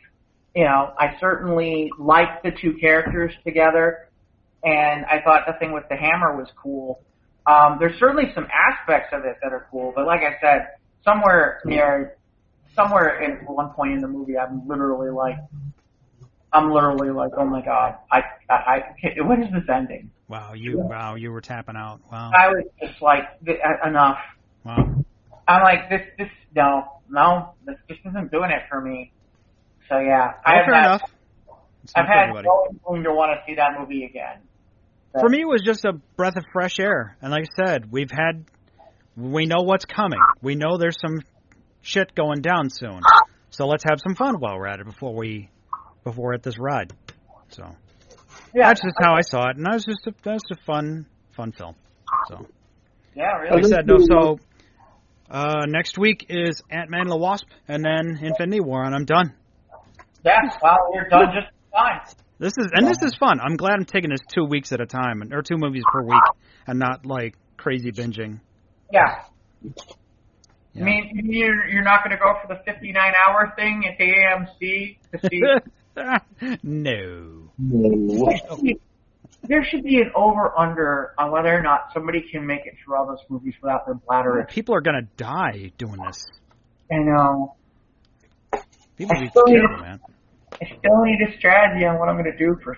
You know the thing is, it's a 3-hour and 2-minute movie, and that wouldn't be bad because you sit there and you go, well, it's the credits, I can leave. Except, Marvel puts stuff all over the credits and at the end of the credits. So you really have to stay for the whole 3 hours. Remember, Guardians 2 had 5 post-credit sequences. Yeah. I don't think we're going to get 5, but... No, probably not. But yeah. We are going to get some Easter eggs. Right, we'll get those decent stuff. I just am kind of like sitting here just kind of like, oh God, I have to somehow get through the full 3 hours. Nope. How are we doing this? You just have to forego the beverage and the snacks. What? Make sure you use the bathroom before you watch the movie. Yep. Just be sure the bladder is empty. I'll sit and watch my 3-hour movie, and then I'll go get snacks.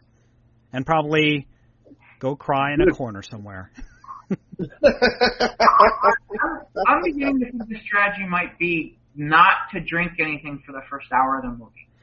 Yeah, I guess. Yeah, just leave your beverage. I don't know. I'd be tempted just to have it right there. Yeah, but if you walk away from the movie, you're going to miss something, though. No, I mean, like, just buy it and then just don't drink anything until the second half of the film. Right, that was my thought process. Hope the air conditioning is good, man. Watery soda, last I heard, ain't so good. In fairness, I usually don't get the soda. I usually get the Powerade or something like that. So watery doesn't really bother that as much. Easter weekend, I usually watch the Ten Commandments with Charlton Heston. Yeah. But I think this Easter, I'm just going to watch Infinity War. I might watch it twice before next Friday. He's a great tradition. This is the Egyptians being plagued, Thanos with a snap and decimating half the people of the galaxy. Yeah, that's about the same. There you go. Let my people go. Oops. Speaking of which, have I told you guys how much I suck at Passover? No. I mean, when I say suck, I mean suck. So you're not allowed to eat anything that's grown out of the ground. That's a good question. What am I? What are the rules for Passover? Yeah, that's the part I keep getting screwed on. Have you engaged it in the last 10 years at least that much? I mean, tried? Yeah. Oh, yeah, I find new ways to fail. I'm not kidding. I really have, found new ways to fail. I think you think I'm joking, but I'm not. I can tell.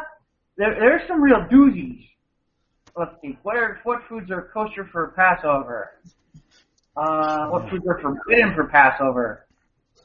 And now, putting in a call to the CRC. Okay, well, this part I'm not even going to go into. The part about what meats are forbidden, because I could care less. All right. Wheat, oat, rye, barley, spelt. I don't even know what spelt is. Well, then it's good. Then you're not going to eat it. While you generally won't see dishes of kitnat and Ashkenaz. Okay, so, as I am not going with the Ashkenazi rules, things that might be legit.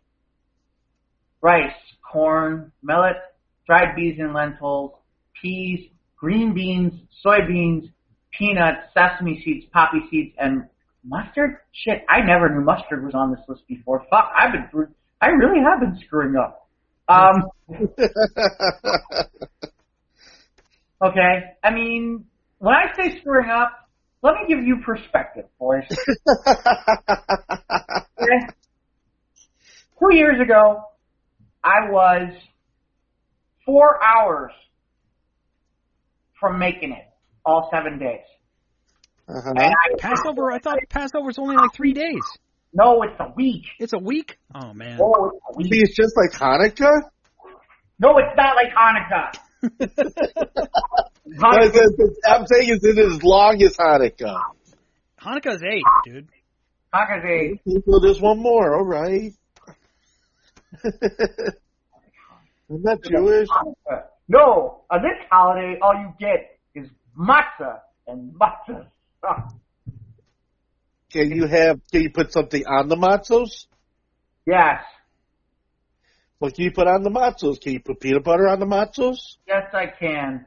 Okay, So it starts Friday.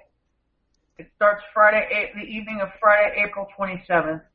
April 19th. It starts, and then it goes all the way to the evening of April 27th. Bullshit, too. Why can't I just eat something on the 27th?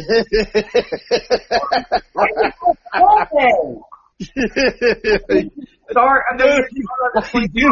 You're just one ornery Jewish man, I'll tell you. I screw this up regularly. Okay, so I'll give you last year as an example. Okay, last year I was I'm doing really well. I'm about 3 or 4 days in, and I'm like, there's no way I'm going to screw this up this time because I'm working out of the apartment. There's no way that this is going to go poorly this time.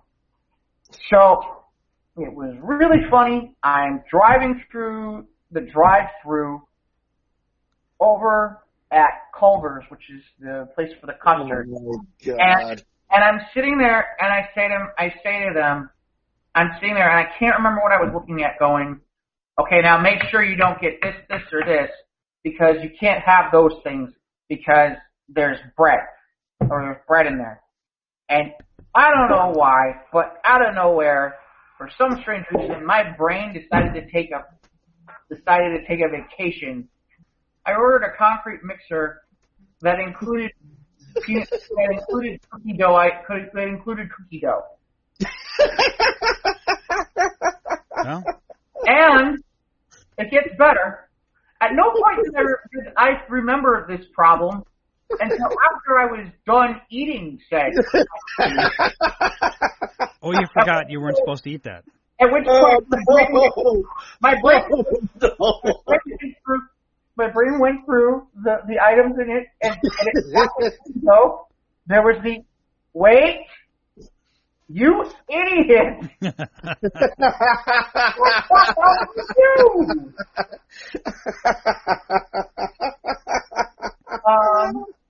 Two years ago, I was almost done. It was near the end of the day, and I was hungry, and I did not plan it out well. So I went and I stopped at Chick-fil-A, and I was gonna wait. Hold on, wait, no, Ivan, this gets better. You can't laugh yet. This gets funnier. I love Chick-fil-A. Drive-through. They do too. I'm gonna blow it. There's nothing here and then I see that they have grilled chicken nuggets. I'm like, oh my God, we're gonna make it. Yep. Holy crap! So I ordered the grilled chicken nuggets, and I drive away to go where I'm supposed to go. And when I get there and I open the bag, I got a fried chicken sandwich. I've never got my order screwed up at Chick-fil-A before. That is not that funny. Oh, that's funny. Oh my God, that's so bad. So they screwed up your order. They screwed up my order. I'm hungry. I'm like, I found out many amusing things about this holiday. Like, for example, did you know that they make matzah that's not for Passover? Oh. Ask me how I know. How do you know? Because there was a year that I was up in Vermont, in southern Vermont, which, by the way, good luck finding Jewish items in southern Vermont. So I found a box of matzah, and I had done so well, I had actually done it, and then at the end, like on the last day, I'm looking at the box, and I see this little thing that says, not for Passover use. Because it contained flour, right? Well, let's start with the obvious question. Who the fuck buys matzah not on Passover? Absolute grade A garbage. Why the fuck would you buy that? That's hysterical. Like, let me put this in perspective, okay? That's like somehow having fish on Lent but stuffing it with meat. And going, well, I guess that's okay. Okay. Yeah, it's been a couple of years since I was a good Christian where I wasn't eating meat on Friday. I mean, I have found new ways to screw this holiday up. I haven't been to confession in 45 years. That's okay? not true. Well, this is your confession, Ivan. Yeah, that's what I was going to say. It's my confession. No, I'm telling you, man. I mean, the whole church thing, the whole, trying to be the good Catholic thing. I mean, it was staunch in my mom and dad's house growing up. I mean, we went to services regular and everything, but then, I'm thinking the contradiction of thou shalt not, praise graven image. And I was like, then why are we praying to these statues? And I'm like, okay, it stopped making sense to me after a while. So then it's just the whole situation with being a good Catholic went apart with the people that I was with. If they were Catholic, well, then I, went through Catholic ritual, respectfully, of course, but, I did it. But if I didn't have to, I don't. I mean, I'm not a brick and mortar church type of guy. I haven't been for a long time. Yeah, I have my reasons, but Yeah. I mean, like I said, I've screwed this up rather well. Like the one, and every year it's like I find new ways where it's like somehow it gets screwed up. Like there was the year I was on the health kick and I really thought I had this nailed because I wasn't really even eating bread. And I'm sitting there going, yeah, I've just been doing the protein shakes. And she goes, you haven't been doing the ones with the whey protein, have you? Yeah. Why? Yeah. Why didn't you tell me that? That sucks. Oh, man. I mean, there are times where it's like, it's funny, like I read the thing about you're not supposed to eat like certain types of meats and stuff. When you say, can you put things on the matzah? Let me give you a hint of what you probably shouldn't put on the matzah. Mayo, ham, and cheese. Yeah. On matzah. Oh, no. I mean, isn't there places where they didn't even put the meat and the cheese together? No. But I was putting it together, and everybody looked at me like, are you supposed to be doing that? So what? I do whatever I want.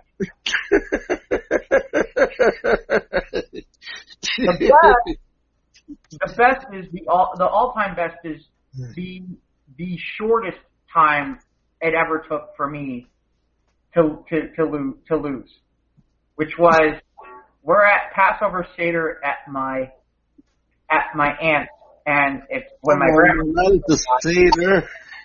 We're at Passover Seder at my aunt's, and we're having dinner, and it's great. And my grandmother brings the dessert, so she brings this cake. And I taste this cake, and it's phenomenal. I mean, this is like the best Passover cake I've ever had. And I'm like, wow, where did you get this Passover cake? She goes, oh, it's not Passover cake. I just made it from a recipe I saw on the Food Network.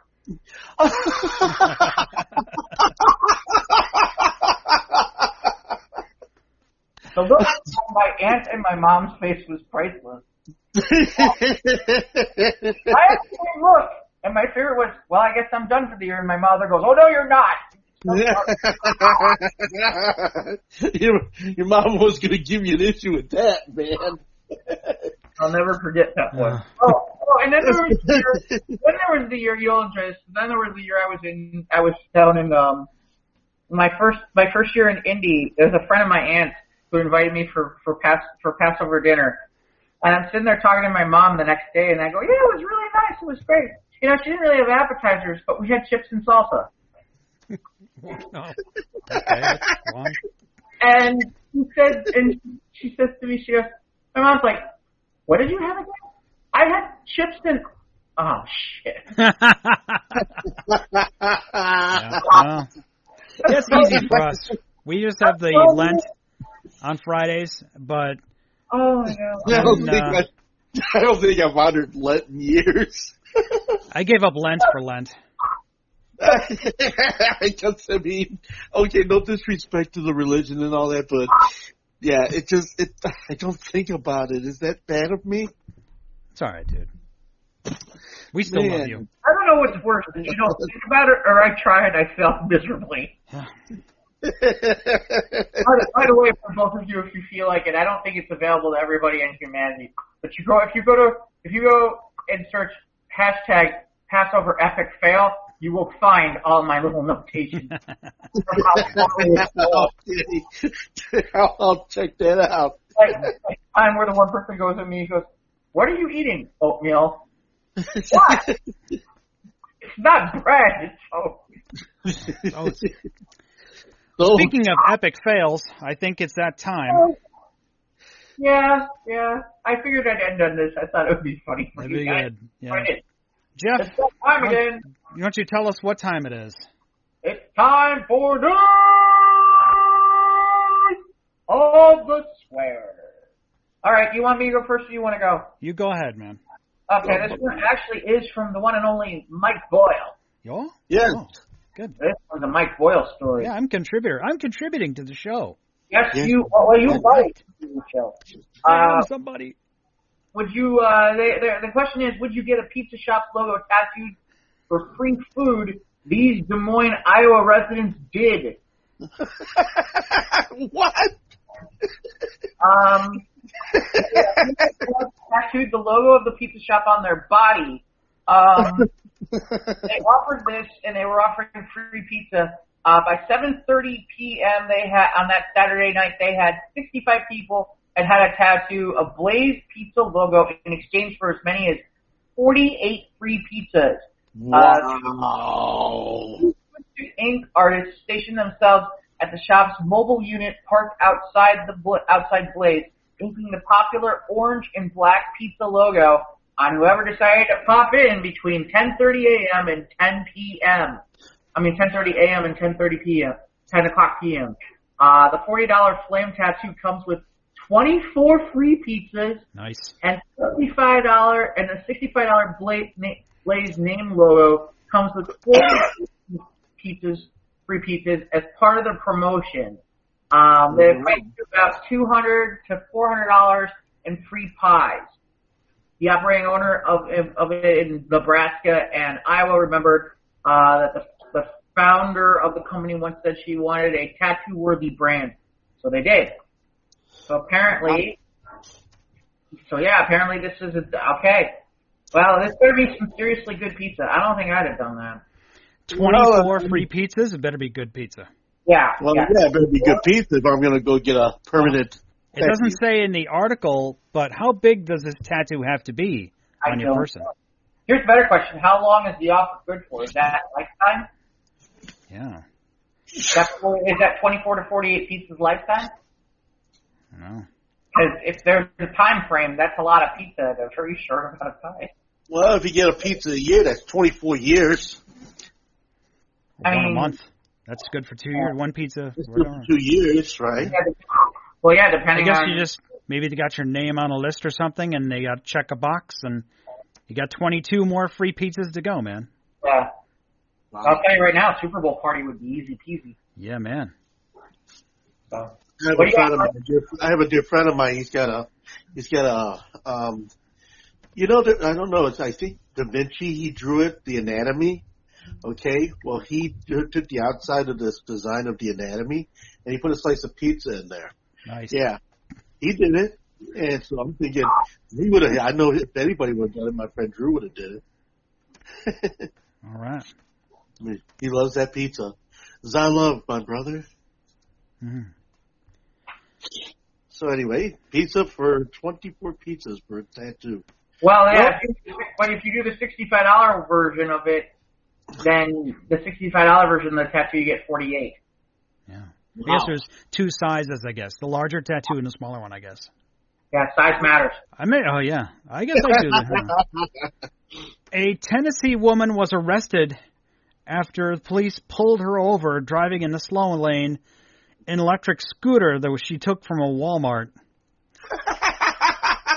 A 45-year-old Sally Selby admitted that she took the cart and explained that she was on her way to Waffle House to get some coffee. just like that. Yeah, police reviewed surveillance camera footage which captured Selby entering the store at 4:15 in the morning and driving around an electric scooter while she shopped, and then 25 minutes later she left the store and drove around the parking before turning onto Highway 127. She was taken into custody and is facing one charge of theft of property from a building, and thankfully the scooter has been returned to Walmart. Oh my goodness. I know there's a fake internet video of someone driving a scissor lift down the road and a cop stops him, and so he tries to evade him by just raising himself up, but then the cop lowers it down. Too bad it's fake, but yeah, don't use the Walmart scooter. Did she? Oh, whatever, crazy. Walmart never ceases to amaze. You know, it just goes to show you they'll drive those things anywhere. I mean, that's just crazy. I mean, and we have somebody else who was driving around in one with a Pringles can and stuff and drinking alcohol or something. She didn't leave the parking lot and go to Waffle House. No, she went to the store and was drinking wine out of a Pringles can. You know. Yeah. No. Although, you know, after I've been driving from Florida, I don't know. I'll be honest with you. Really, in reality, now that I think about it, if I was driving around the Waffle House drinking out of a Pringles can, I'd be awful hungry. I'd think about the Waffle House. Yeah, I would too. I'd seriously consider that. I mean, it's a Waffle House, man. How can you go wrong with waffles? Waffles. Waffles. Yeah. So sorry, I'm just grabbing our next story here in a second. I mean, that's fine, man. I mean, I have a love affair with waffles. I love waffles. Oh, here we go. This one sounded interesting to me. I think you guys will get a kick out of this. Apparently, there's an anonymous millionaire who wants to set up a real-life battle royal on a private island. Okay. Like full Hunger Games? Yeah. An unnamed person with significant amount of wealth is planning to set up a real-life 100-person battle royal event on a private island. A company called Hush Hush, which styles itself as the world's leading luxury shopping marketplace, has received a request for an anonymous person who's looking for a game maker who can organize this 3-day event.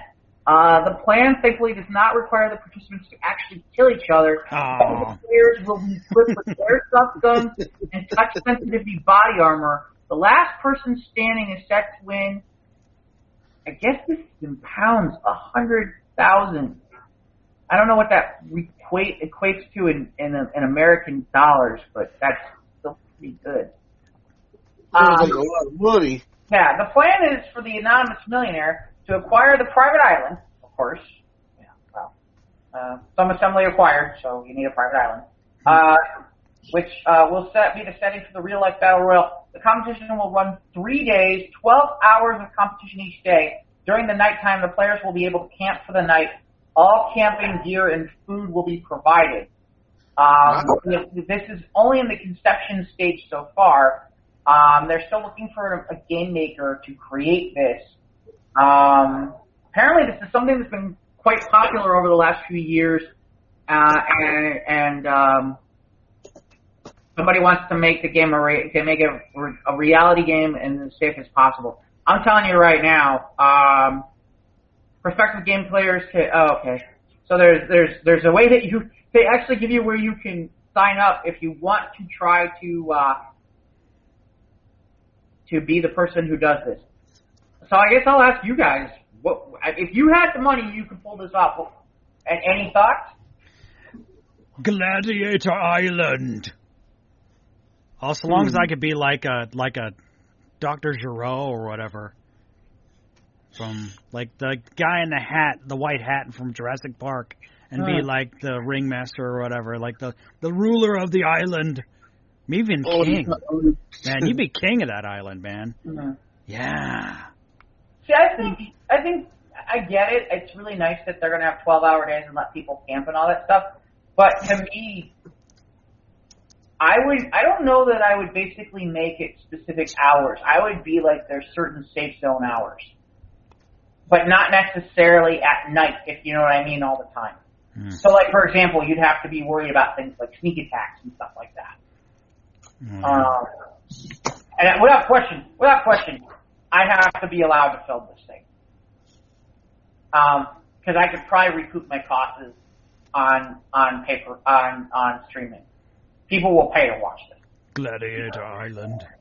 People will pay to watch. Here's the real question. So it's just what kind of weapons? Air guns and stuff. Yeah, it's not like giant Q-tips like American Gladiator. Will they give them? I mean, will they give them like boppers too, where you can hit somebody with it? I mean, can you set up like snares and stuff? Can you like do a MacGyver kind of thing, or like a Rambo kind of thing, where it's like, you know, like you hide yourself in like the mud and then suddenly like pop out of the mud and like start. I don't know. Although if you're wearing body armor, then I don't know, you can pull that off.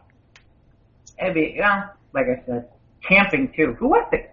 See, this is for all those people who like to camp. See, could we just do it where it's like, okay, you're done in 12 hours, and then you can go like back to the hotel.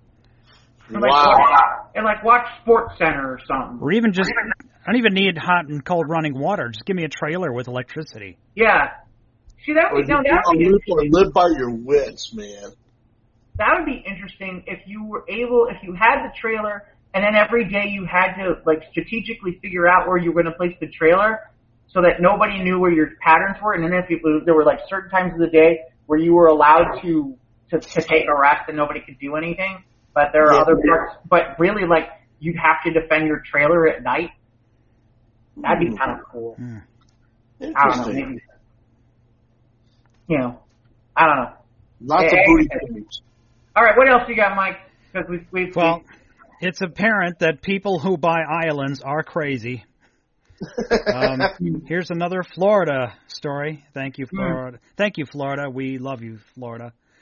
A man who had just bought an $8 million island off of Key West was arrested Saturday for participating in what police described as a scheme to steal $300 in household items from Kmart. Officials at Kmart called the Key West police on April 5th after they say Andrew Francis Lippy, age 59, had purchased several items and returned the original boxes for a refund, but police say the boxes were stuffed with other items.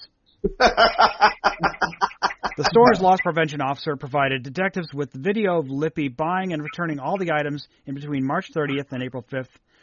The Miami Herald reports that Lippy bought Thompson Island, which had been home to the family of philanthropist Edward B. Knight. Lippy also owns the Real World House in Key West, where MTV shot its 17th season in 2006.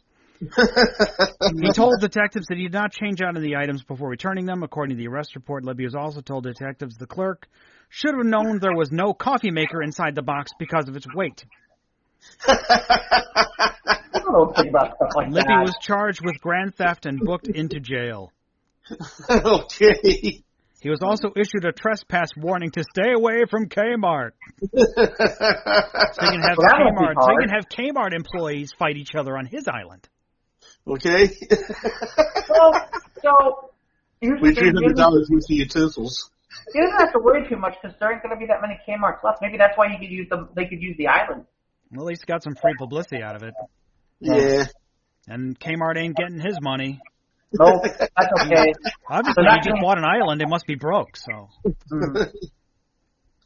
No, I don't think he's broke. He just bought an island, though. Yeah. Doesn't have to be a good island. It could just be one of those places.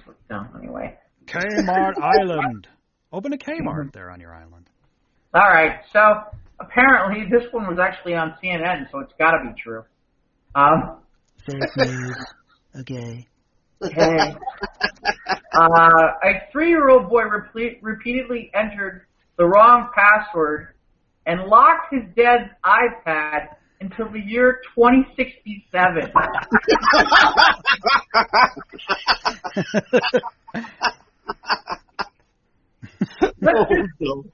Let's just call this reason number 580.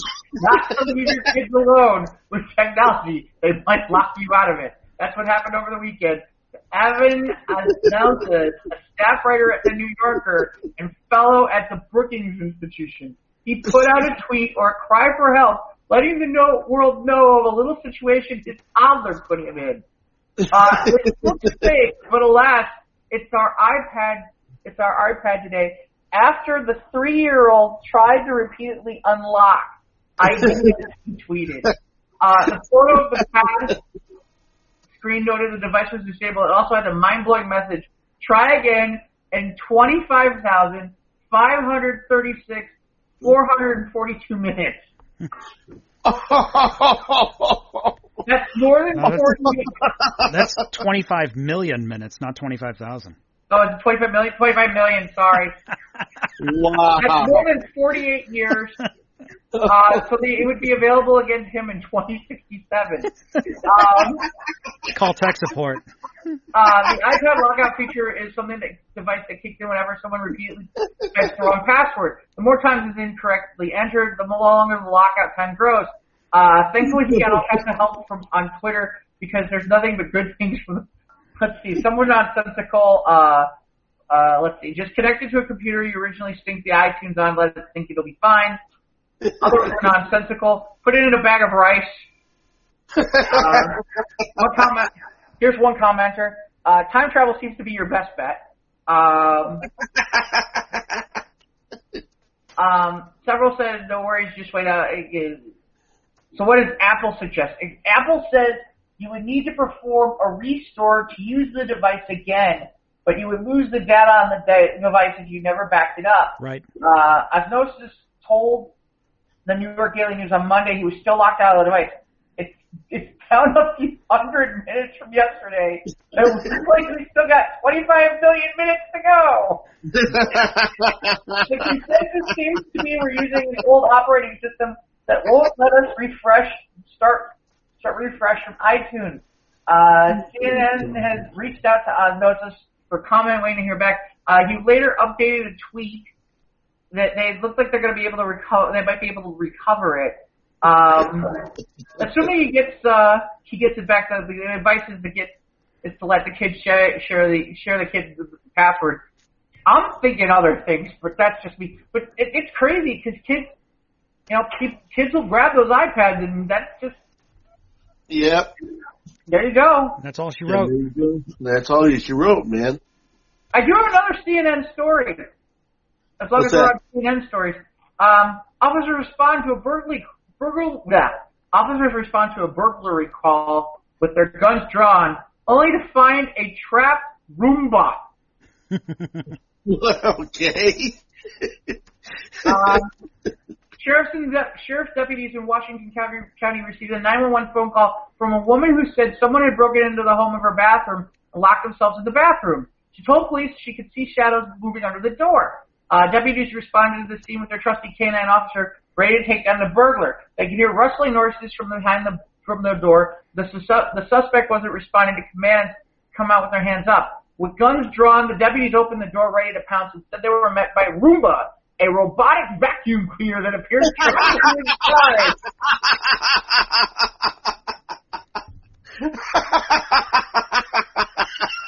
Sheriff Deputy Brian Rogers said, quote, "He reached the bathroom door and encountered a very thoroughly job. The case is now closed, but not before the sheriff's office started a captured photo of the culprit." So there is an actual picture from their Facebook page. It says most wanted and captured.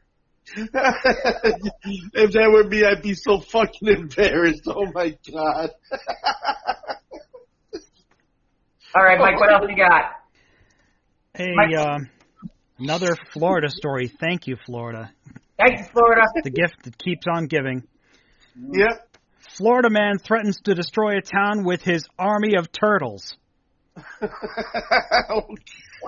Warning police they should never have fucked with the saint, as he's arrested for shouting obscenities in the street. A man referring to himself as the Saint was arrested in a Florida town on Sunday after police say he screamed obscenities and threatened to unleash an army of turtles to destroy the community. Police received multiple calls Sunday afternoon regarding Thomas Devaney Lane, age 61, for disturbing the peace at several businesses, including a Starbucks, Cafe Surfanista, and a Sassy Granny's Smoothies along the Wavecrest Avenue boardwalk in India Atlantic.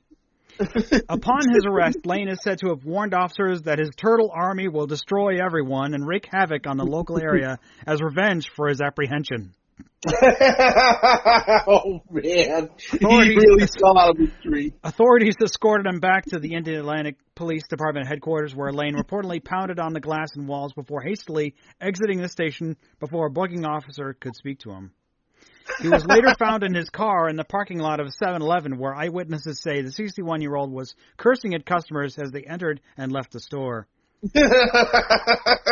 As police approached him for a second time, Lane dialed 911, allegedly told the operator that the responding officers needed to leave now or you will all be sorry you fucked with the Saint. And then he added they would all see what happens in an hour, a police affidavit claimed. The document adds that Lane had to be removed from his vehicle by force. Police say he continued to yell indecencies at passersby during the ensuing struggle and warned officers several times of the violence his turtle army would impact upon them. He was booked in county jail and later released on bail. I don't know if the turtles bailed him out or not, whether they were ninjas or teenagers. I'm not sure. But so far, we're not sure whether or not the turtle army has destroyed the community or not, but we'll keep you posted here. Were the turtle thing Leonardo, Donatello, and did he play the Mutant Ninja Turtle theme song the whole way when this happened? That would have been cool. Was he dressed like a giant rat? That would have been interesting. The Saint. The Saint. Maybe he's a shredder. This is an exclusive from Yahoo News, and I think all of us can agree that I think this should be fun for us.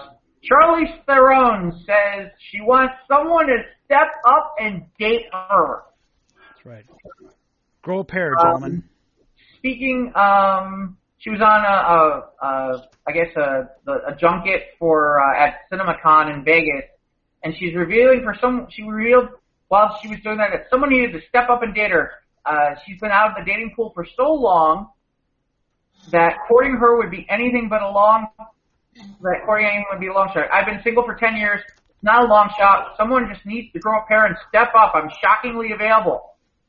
Seth Rogen made the comment, she's out there, he added. And she says, I've made it very clear. Yeah, no offense, Charlize, if I walked up to you and said, let's go, I think your reaction would be, no, I don't think so. You know. That's not true. That's a rather harsh self-assessment, Jeff. Yeah, that's not true, man. Well, let's kind of be honest about this. She's like, I'm being honest about this, Jeff. Well, no, hold on a second. First of all, you'd have to get through her wall of security to begin with. Okay, yeah. So how do you do that? Okay, you'd have to be sneaky. You'd have to figure out a way to do that. Oscar-nominated actress. Yeah, exactly. Yeah, it is not step up. What, through the guy who's like a 5th-degree black belt? No, I don't think so. What if you just ask politely? Okay. Excuse me, Miss Charlize, ma'am. You giant person who can Can you please move out of my way so I can go talk to Charlize Theron? She's looking for somebody to step up with balls. Right. It'd be funny if somebody walked up to her and said, and brought super balls and went, here's my balls. Let's go. I don't know. There's just something about it that kind of made me laugh. You watch. Now she's going to get bugged like a ton. I was surprised that there are people on Twitter who are trying to reach her that way. What do you got, Mike? Well, I am shocked that Jeff did not jump on this story, but I guess the burden falls to me. What? Okay. A story out of Grand Haven, Michigan. A man is suing his parents for $86,000 in damages for throwing out his porn collection. Oh, that's later on. That's later on. I had that story. I had that story too. It's on there. Yes. Since it's a civil case with no criminal charges, the names and identities of the parties are being kept anonymous. The man says his collection was worth $29,000. Oh, no. $29,000 worth of porn. Dude, you got to get a life. Yeah. He had moved back into his parents' Grand Haven, Michigan home in October 2016 following a divorce. According to federal court documents obtained by WXMI, after moving out 10 months later, his parents allegedly delivered boxes of his stuff to his new place in Indiana, but when they arrived, the defendant noticed many of his possessions were missing. According to documents, his parents allegedly told the defendant they destroyed his porn. Oh! The man tried calling police on his parents, but authorities declined to press charges in the matter. According to the lawsuit, the man emailed the following to his parents. If you had a problem with my belongings, you should have stated that at the time. I would have gone elsewhere, he reportedly wrote. Instead, you chose to keep quiet and behave vindictively. His father apparently responded by saying, believe it or not, one reason for why I destroyed your porn was for your own mental and emotional health. I would have done the same if I had found a kilo of crack cocaine. Someday, I hope you will understand. Well, they had their heart in the right place, but I think they should have asked. $29,000 worth. Wow. $29,000 worth of. That's a lot. Not of a single sex robot. That's not a collection. That's a store. Yeah, you could turn that over and make you can buy a fucking car with that. Nobody rents stuff anymore. It's all free on the internet. Why is he even collect it? Yeah, then you get the turn it in. We haven't gotten that far yet. I got to start another story with stuff like that. But that's probably why he got the divorce. Maybe it's because he had $29,000 worth of porn. I guess his ex-wife walked around with him. Yeah, I guess might have been a blow to her ego. I don't know. Well, he definitely. I think so. There, yeah. You know, if I had a wife and $29,000 worth of porn, I would assume I'm going to reenact most of the things I'm watching or watch it with her, right? Well, if you got $29,000 worth of porn and your wife's not getting any action, there's something wrong there, man. I just want to know how hairy his hands are. Does he have a vision impediment? He must use a lot of lotion. Jeez, I'm sure he's taking stock in the condom factory. Why would you need a condom if you're going to be using? Why would you need a condom? All right, then fine. We'll go to socks. Okay. Why would you need it? Wow. Ew. Okay. Yeah. Here's the thing. At no point did anyone ask him what the hell's in his collection. I want to know. There's a part of me where I want to know. I don't. You don't? Yeah, I know. $29,000 worth of porn. Dang, they have to have done some really vintage porn to get that kind of money. That's the interesting question. Was there anything in there of apps? Well, I heard that he's suing from $86,000. Yeah, he's suing for emotional damage too. Right. Because he lost his $29,000 worth. He's suing for $86,000. Maybe that'll cover court costs or something. I don't know. And emotional distress caused by the loss of, oh my gosh. Now where is he going to go to find porn? Oh my God. Oh my gosh. The one picture that makes it work is now gone forever. Oh. Yeah, man. And man, you find that one picture. That's all I gotta tell you, man. I don't care. You know what I was running to go. Sometimes you don't need a whole bunch of different things. You just know what works. Just know what works. But, if I had $29,000 worth of porn, there's a part of me where it's like, I would totally build, like, the wacky hall of porn. It'd be a mess. $28,000 worth of porn, I'd be a mess. Don't touch it. Just fall behind. Please let it all be behind glass. So I would really like the wacky land of porn. Like, I would just, find the weirdest shit on purpose. Oh my gosh, when you have $10,000 worth of porn, when you have $12,000, where do you say, you know what, I sure could use some more? I don't know. Trying to chase that dragon, I guess. Trying to chase that ultimate high, that ultimate boner. Maybe there was dragon porn. Well, maybe that was just like his collection. Who are we to say? We're all collectors here. So that's his thing. Some people collect stamps. He collects. Well, but that's the question. See, that's the other thing that kind of gets lost in this. If he was just collecting it to collect it, now I understand. If you have certain things that are considered vintage, maybe VHS tapes. Could have been a bunch of Betty Pages and Bunny Yeagers in there. Right. If it's that kind of stuff, could have been like Playboys, like out of print Playboys. Right. Yeah, like there could have been a Moreau in there from 1953. Right, exactly. Yeah. Or now that I can understand. Yeah, they didn't. The article didn't describe. They just said it was just right. So. That or like the 1985 Playboy issue of vintage magazines. Yeah. Yeah, if you go to the vintage magazine, some of those Playboys go for big money now. They can, yeah. If you've got the right thing, you've got all that. If you got the right centerfold, and you got the right photo essays, yeah, big money. Okay. Yeah, but then again, last I remember, I think the 53 Marilyn Monroe was going for like I think 6 figures. Is it really? Yeah. No, we'll move from the porn in Marilyn Monroe to 3 naked women were spotted at the Pasco rest stop. Then came the high speed pursuit. In the nude. The women said they were air trying at the rest stop, but of course, this is from the Florida Highway Patrol. The story starts as many tend to do in Pasco County with nudity.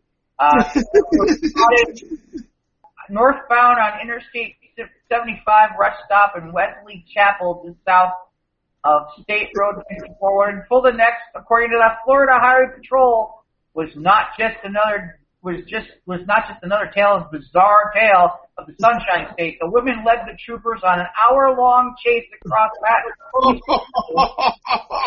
driving the wrong way, and tried to drive over a trooper and threaten another one with a pink and purple metal baseball bat, according to the Highway Patrol. Wow. The incident ended about 21 miles away from Dade City. When the troopers rammed the vehicle off the road in a school zone and stunned one of the women with a taser and arrested all 3. The rest report that started a rest stop when the custodian called the Highway Patrol said all 3 of them were standing in the nude putting on suntan lotion.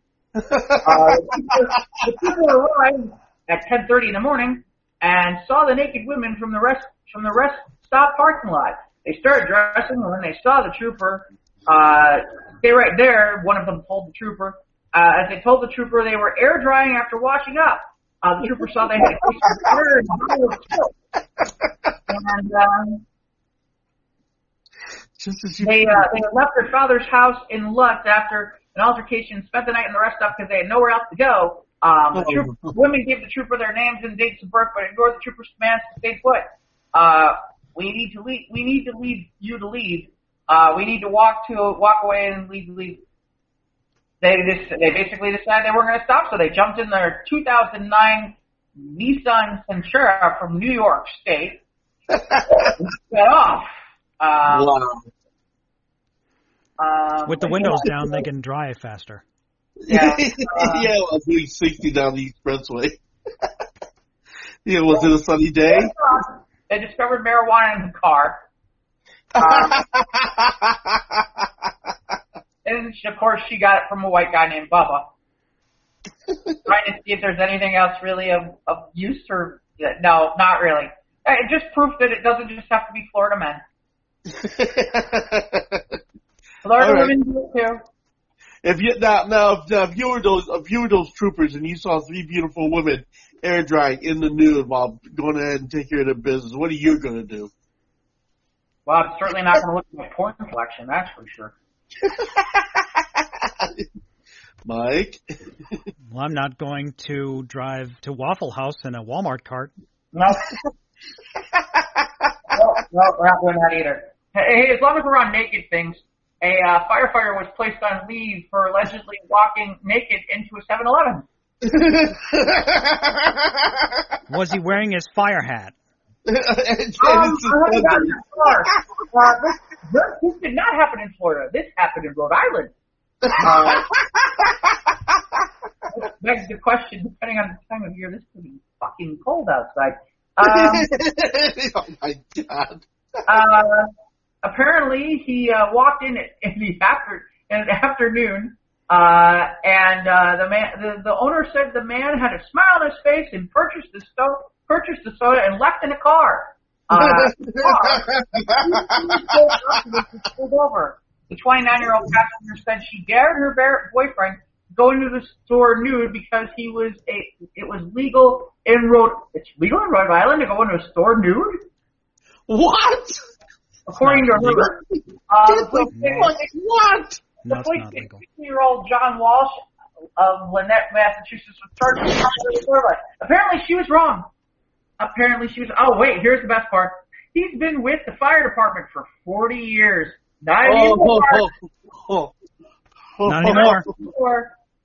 But kudos for the fact that you had a 29-year-old girlfriend at 60. Okay. That speaks volumes. Well, she tells him it's legal to go in naked. Yeah. Where you're getting legal advice from a 29-year-old. Mm-hmm. Well, consider the source. I don't know if he's dating her for her mind necessarily. No, but I give him credit for that one. I'd have listened. I was getting that at 60. Okay. What else you got, Mike? Because I still got quite a bit. I'll do one more here. A couple in Ohio is charged with a felony and is held on $1 million bond for giving picketers cookies laced with laxative. That is so low. Oh my God. Those people, did a lot of people get sick? Bo Cossins, age 29, and Rachel Chirac, age 25, both of Ulrichsville, Ohio, are being held on $1 million bond after police say they tried to sicken a group of striking school employees by giving them a batch of laxative-laced cookies. A group of non-teaching employees of Claymont schools has been demonstrating near the couple's yellow trailer. Police say the couple did this because they were disturbed by passing cars honking their horns in support of the group, and now in its third week of striking. He said his dog barks every time somebody honks their horn, so he wasn't able to get any sleep. Nothing will surprise you about things that people will do, said Police Chief Vince Beal. Police directed CNN affiliate WEWS to a Facebook video that the couple shared that shows the pair laughing as they added crushed laxatives to the cookie batter. Wow. The couple asked someone else to deliver the cookies to picketers last Thursday, but nobody ate them, police said. Fortunately, somebody else shared the Facebook videos with police on the same day of the cookie delivery. Cossins allegedly made other threats to the strikers in another video, apparently. He's made some threats about going down and actually shooting some of the pickers. Whoa, okay. Nice. So they have been charged with contaminating a substance for human consumption, a first-class felony. And it says very serious offense and it cannot be considered a prank. Shannon Talbert, one of the striking schoolworkers, said she and fellow picketers were shocked by the plot, especially as the group received so much support, including donated snacks and meals from the community all over the past 3 weeks. The picketers thought the couple's cookies were just another gesture of goodwill. But we are a very small community and a very close community, she said, and a lot of our children attend this school here, and our kids are likely to come here and get a snack after school, and one of our kids could have eaten those, so that's scary because it would have made them sick. So okay. Not funny. They are due in court April 18th, so congratulations. You win the stupid award. Well, But making threats against people demonstrating their First Amendment rights. That's craziness. Oh, come on. Yeah, that's a little... Just approach the protesters and ask them, well, I mean, it's the passers-by that are honking their horns, so the protesters can't help that. Right. So they can't ask the protesters, hey, have them stop honking their horns. They can't do that, so they're not going to help them. So, All right, gentlemen. This is an actual real Chicago one. Nice. Complete with CBS 2 actual real story where they did investigative reporting. Oh. Wait till you hear this. Tell. How far are you from Streeterville? You might need to be careful. Oh, I'm very far from Streeterville. Okay, but this might be a problem even for you in Logan Square, because apparently there are light poles that are falling in Streeterville, and the reason they think they're falling is due in part to dog urine. What? What?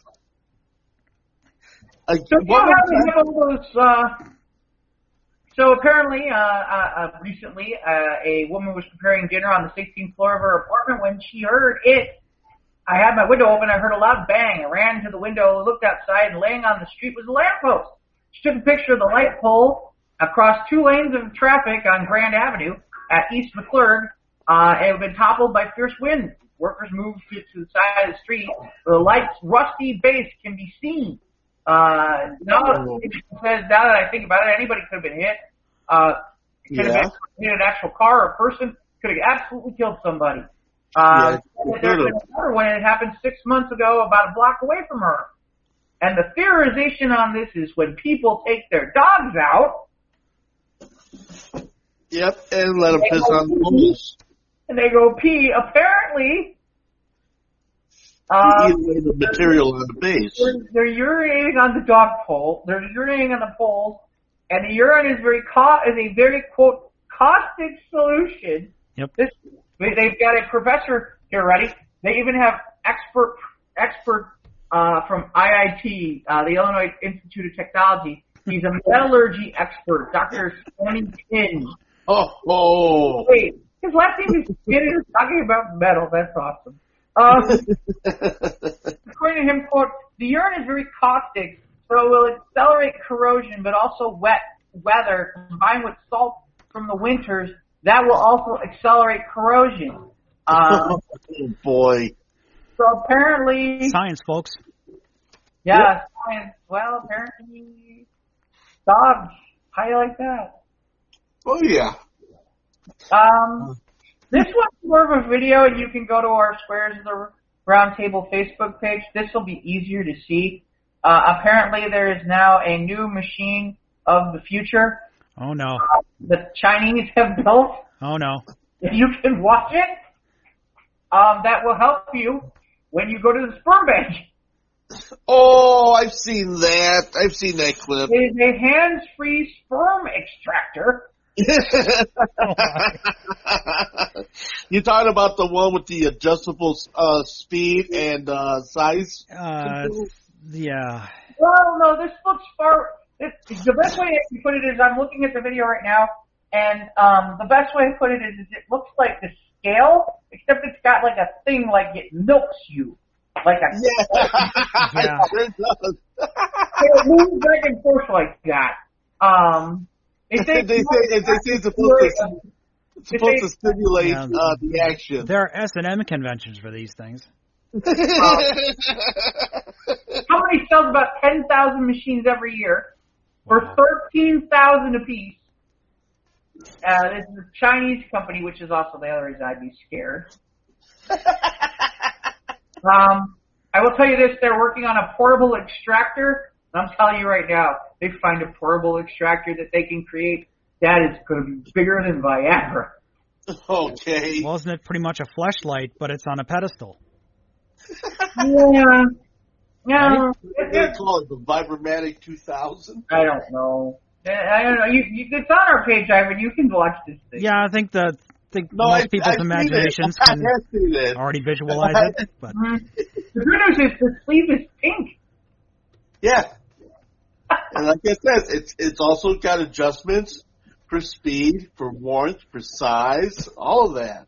How do you know? So you can watch your $29,000 worth of porn while you're hands-free. Yeah, hands-free. That's why you need to go ahead and get yourself stuck completely dry. Yeah. Oh, man. Well, there's a turkey that smashed through the 5th floor window at an office building in, where the heck is this? Boston. Apparently a wild turkey went on path of destruction as it smashed through windows at an office building. And it somehow got all the way up to the 5th floor. Okay.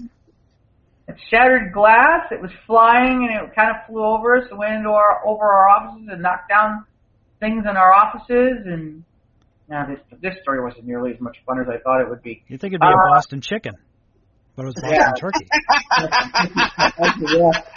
Maybe it was that guy's army of turtles, but maybe it was just army of turkeys. There's a story here from Yahoo about allegedly a drunk woman twerks and flashes fellow passengers on Spirit Airlines. I'm going to pass on that. Let's see, what else we got? Well, Mike already hit. Wow, I put that story about the laxatives, I put that on here twice, and then Mike hit that story, so there you go. Yep. We already talked about the porn, which leaves us to our final story of the day. Okay. Of course, it's from Florida. Yes. The good news is, it's not about a man, and it's not about a woman from Florida.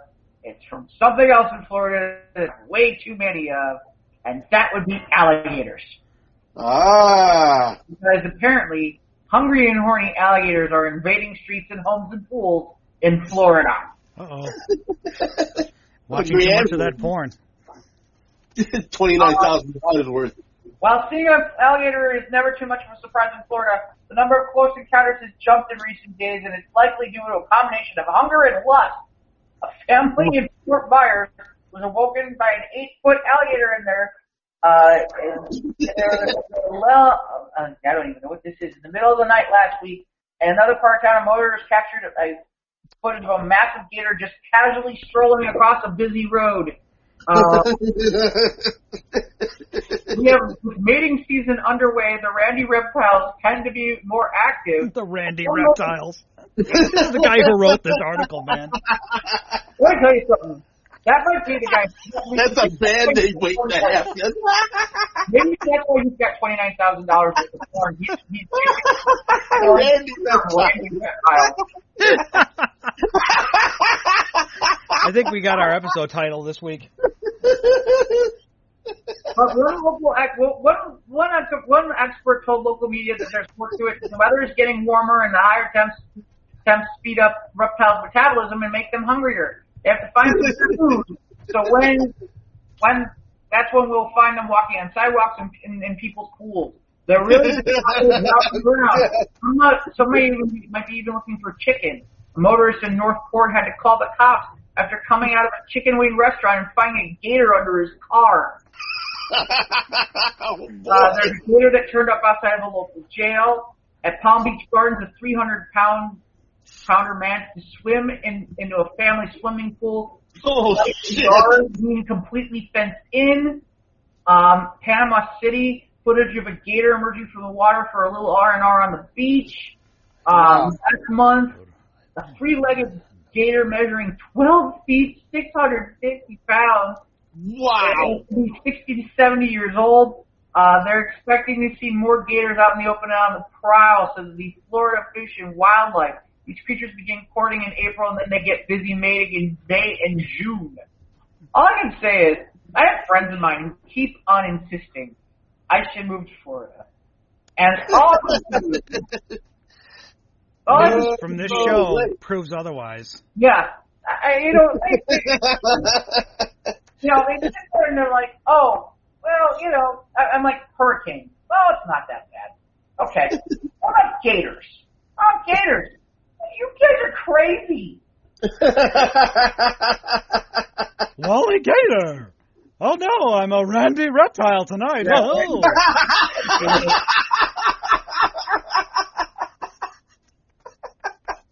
Oh, shit. Oh, my gosh. Hey there, Charlie Theron. Yeah. Wally Gator and Randy Reptile. Double up. There you go, ladies and gentlemen. Oh, God. Oh, ladies and gentlemen, can you tell them where they can find us? They could, but No, this is why I don't want to move to Florida. Fucking gators. Literally fucking gators. By the way, that is my new porn name if I ever get that far. Randy Reptile. Randy Reptile. That's a bad name waiting to happen. That's better than fuck naked, that's for sure. Okay. All right. The saint and his army of turtles. Yeah. You know what? There you go. That's when you compare the army of turtles, a whole bunch of horny alligators. Who are trying to find all of the turtles. Yeah. That'll take care of it. Horny alligator versus the same eternal army. Feed them the laxative cookies. Yeah. Oh, man, that was just... Yeah, there's an idea. You get a whole bunch of hungry gators. You keep putting out the laxative cookies, you could probably make money on the fertilizer on the back end from gator poop. Boy, talking about selling 80-pound bags of gator shit. Mm. Well, it seems like this is a good time to end this shitty-ass episode. I certainly needed a laugh today. Maybe, hopefully, we'll get to some comedy here. Oh, wait, no, the show's over. Oh, wow. We are on Facebook at Squares to the Round Table Podcast. That's where we get all these crazy videos, and you can see the Chinese masturbation machine at work here at the Squares to the Round Table. Only the best news for my Squares listeners, the best, believe me. We are on Twitter and Instagram at SOTRT Podcast. We're on Anchor and Podbean. Download the free apps if you're not listening there. Or on YouTube. Click the bell, subscribe. You'll know when new episodes arrive. Send us an email at sotrtpodcast@gmail.com. Hey, before we come out, I got one last little quick thing on a different note, on a slightly different note, but wacky. Apparently, somebody placed a $85,000 wager on Tiger Woods to win the Masters at 14-1. Oof. The guy's from Wisconsin. He placed this wager out in Vegas, looking at a payday of $1.2 million. Nice. Wow. Yeah. He got it. That's wow. Wow is right. Like I said, I just was like, holy cow. You know what any of us could do with $1.2 million? Forget that. You know what I'm going to do with $85,000? I'm giving you a hint. It's not buy a porn collection. Buy an island and then steal from Kmart? Oh, yeah, do that. And then fly off on one of their carts. I still have money for the sucking machine. Yes. And with that, happy Passover, happy Easter, and we'll see y'all next week. Thanks again, everybody. Thanks for listening, everybody.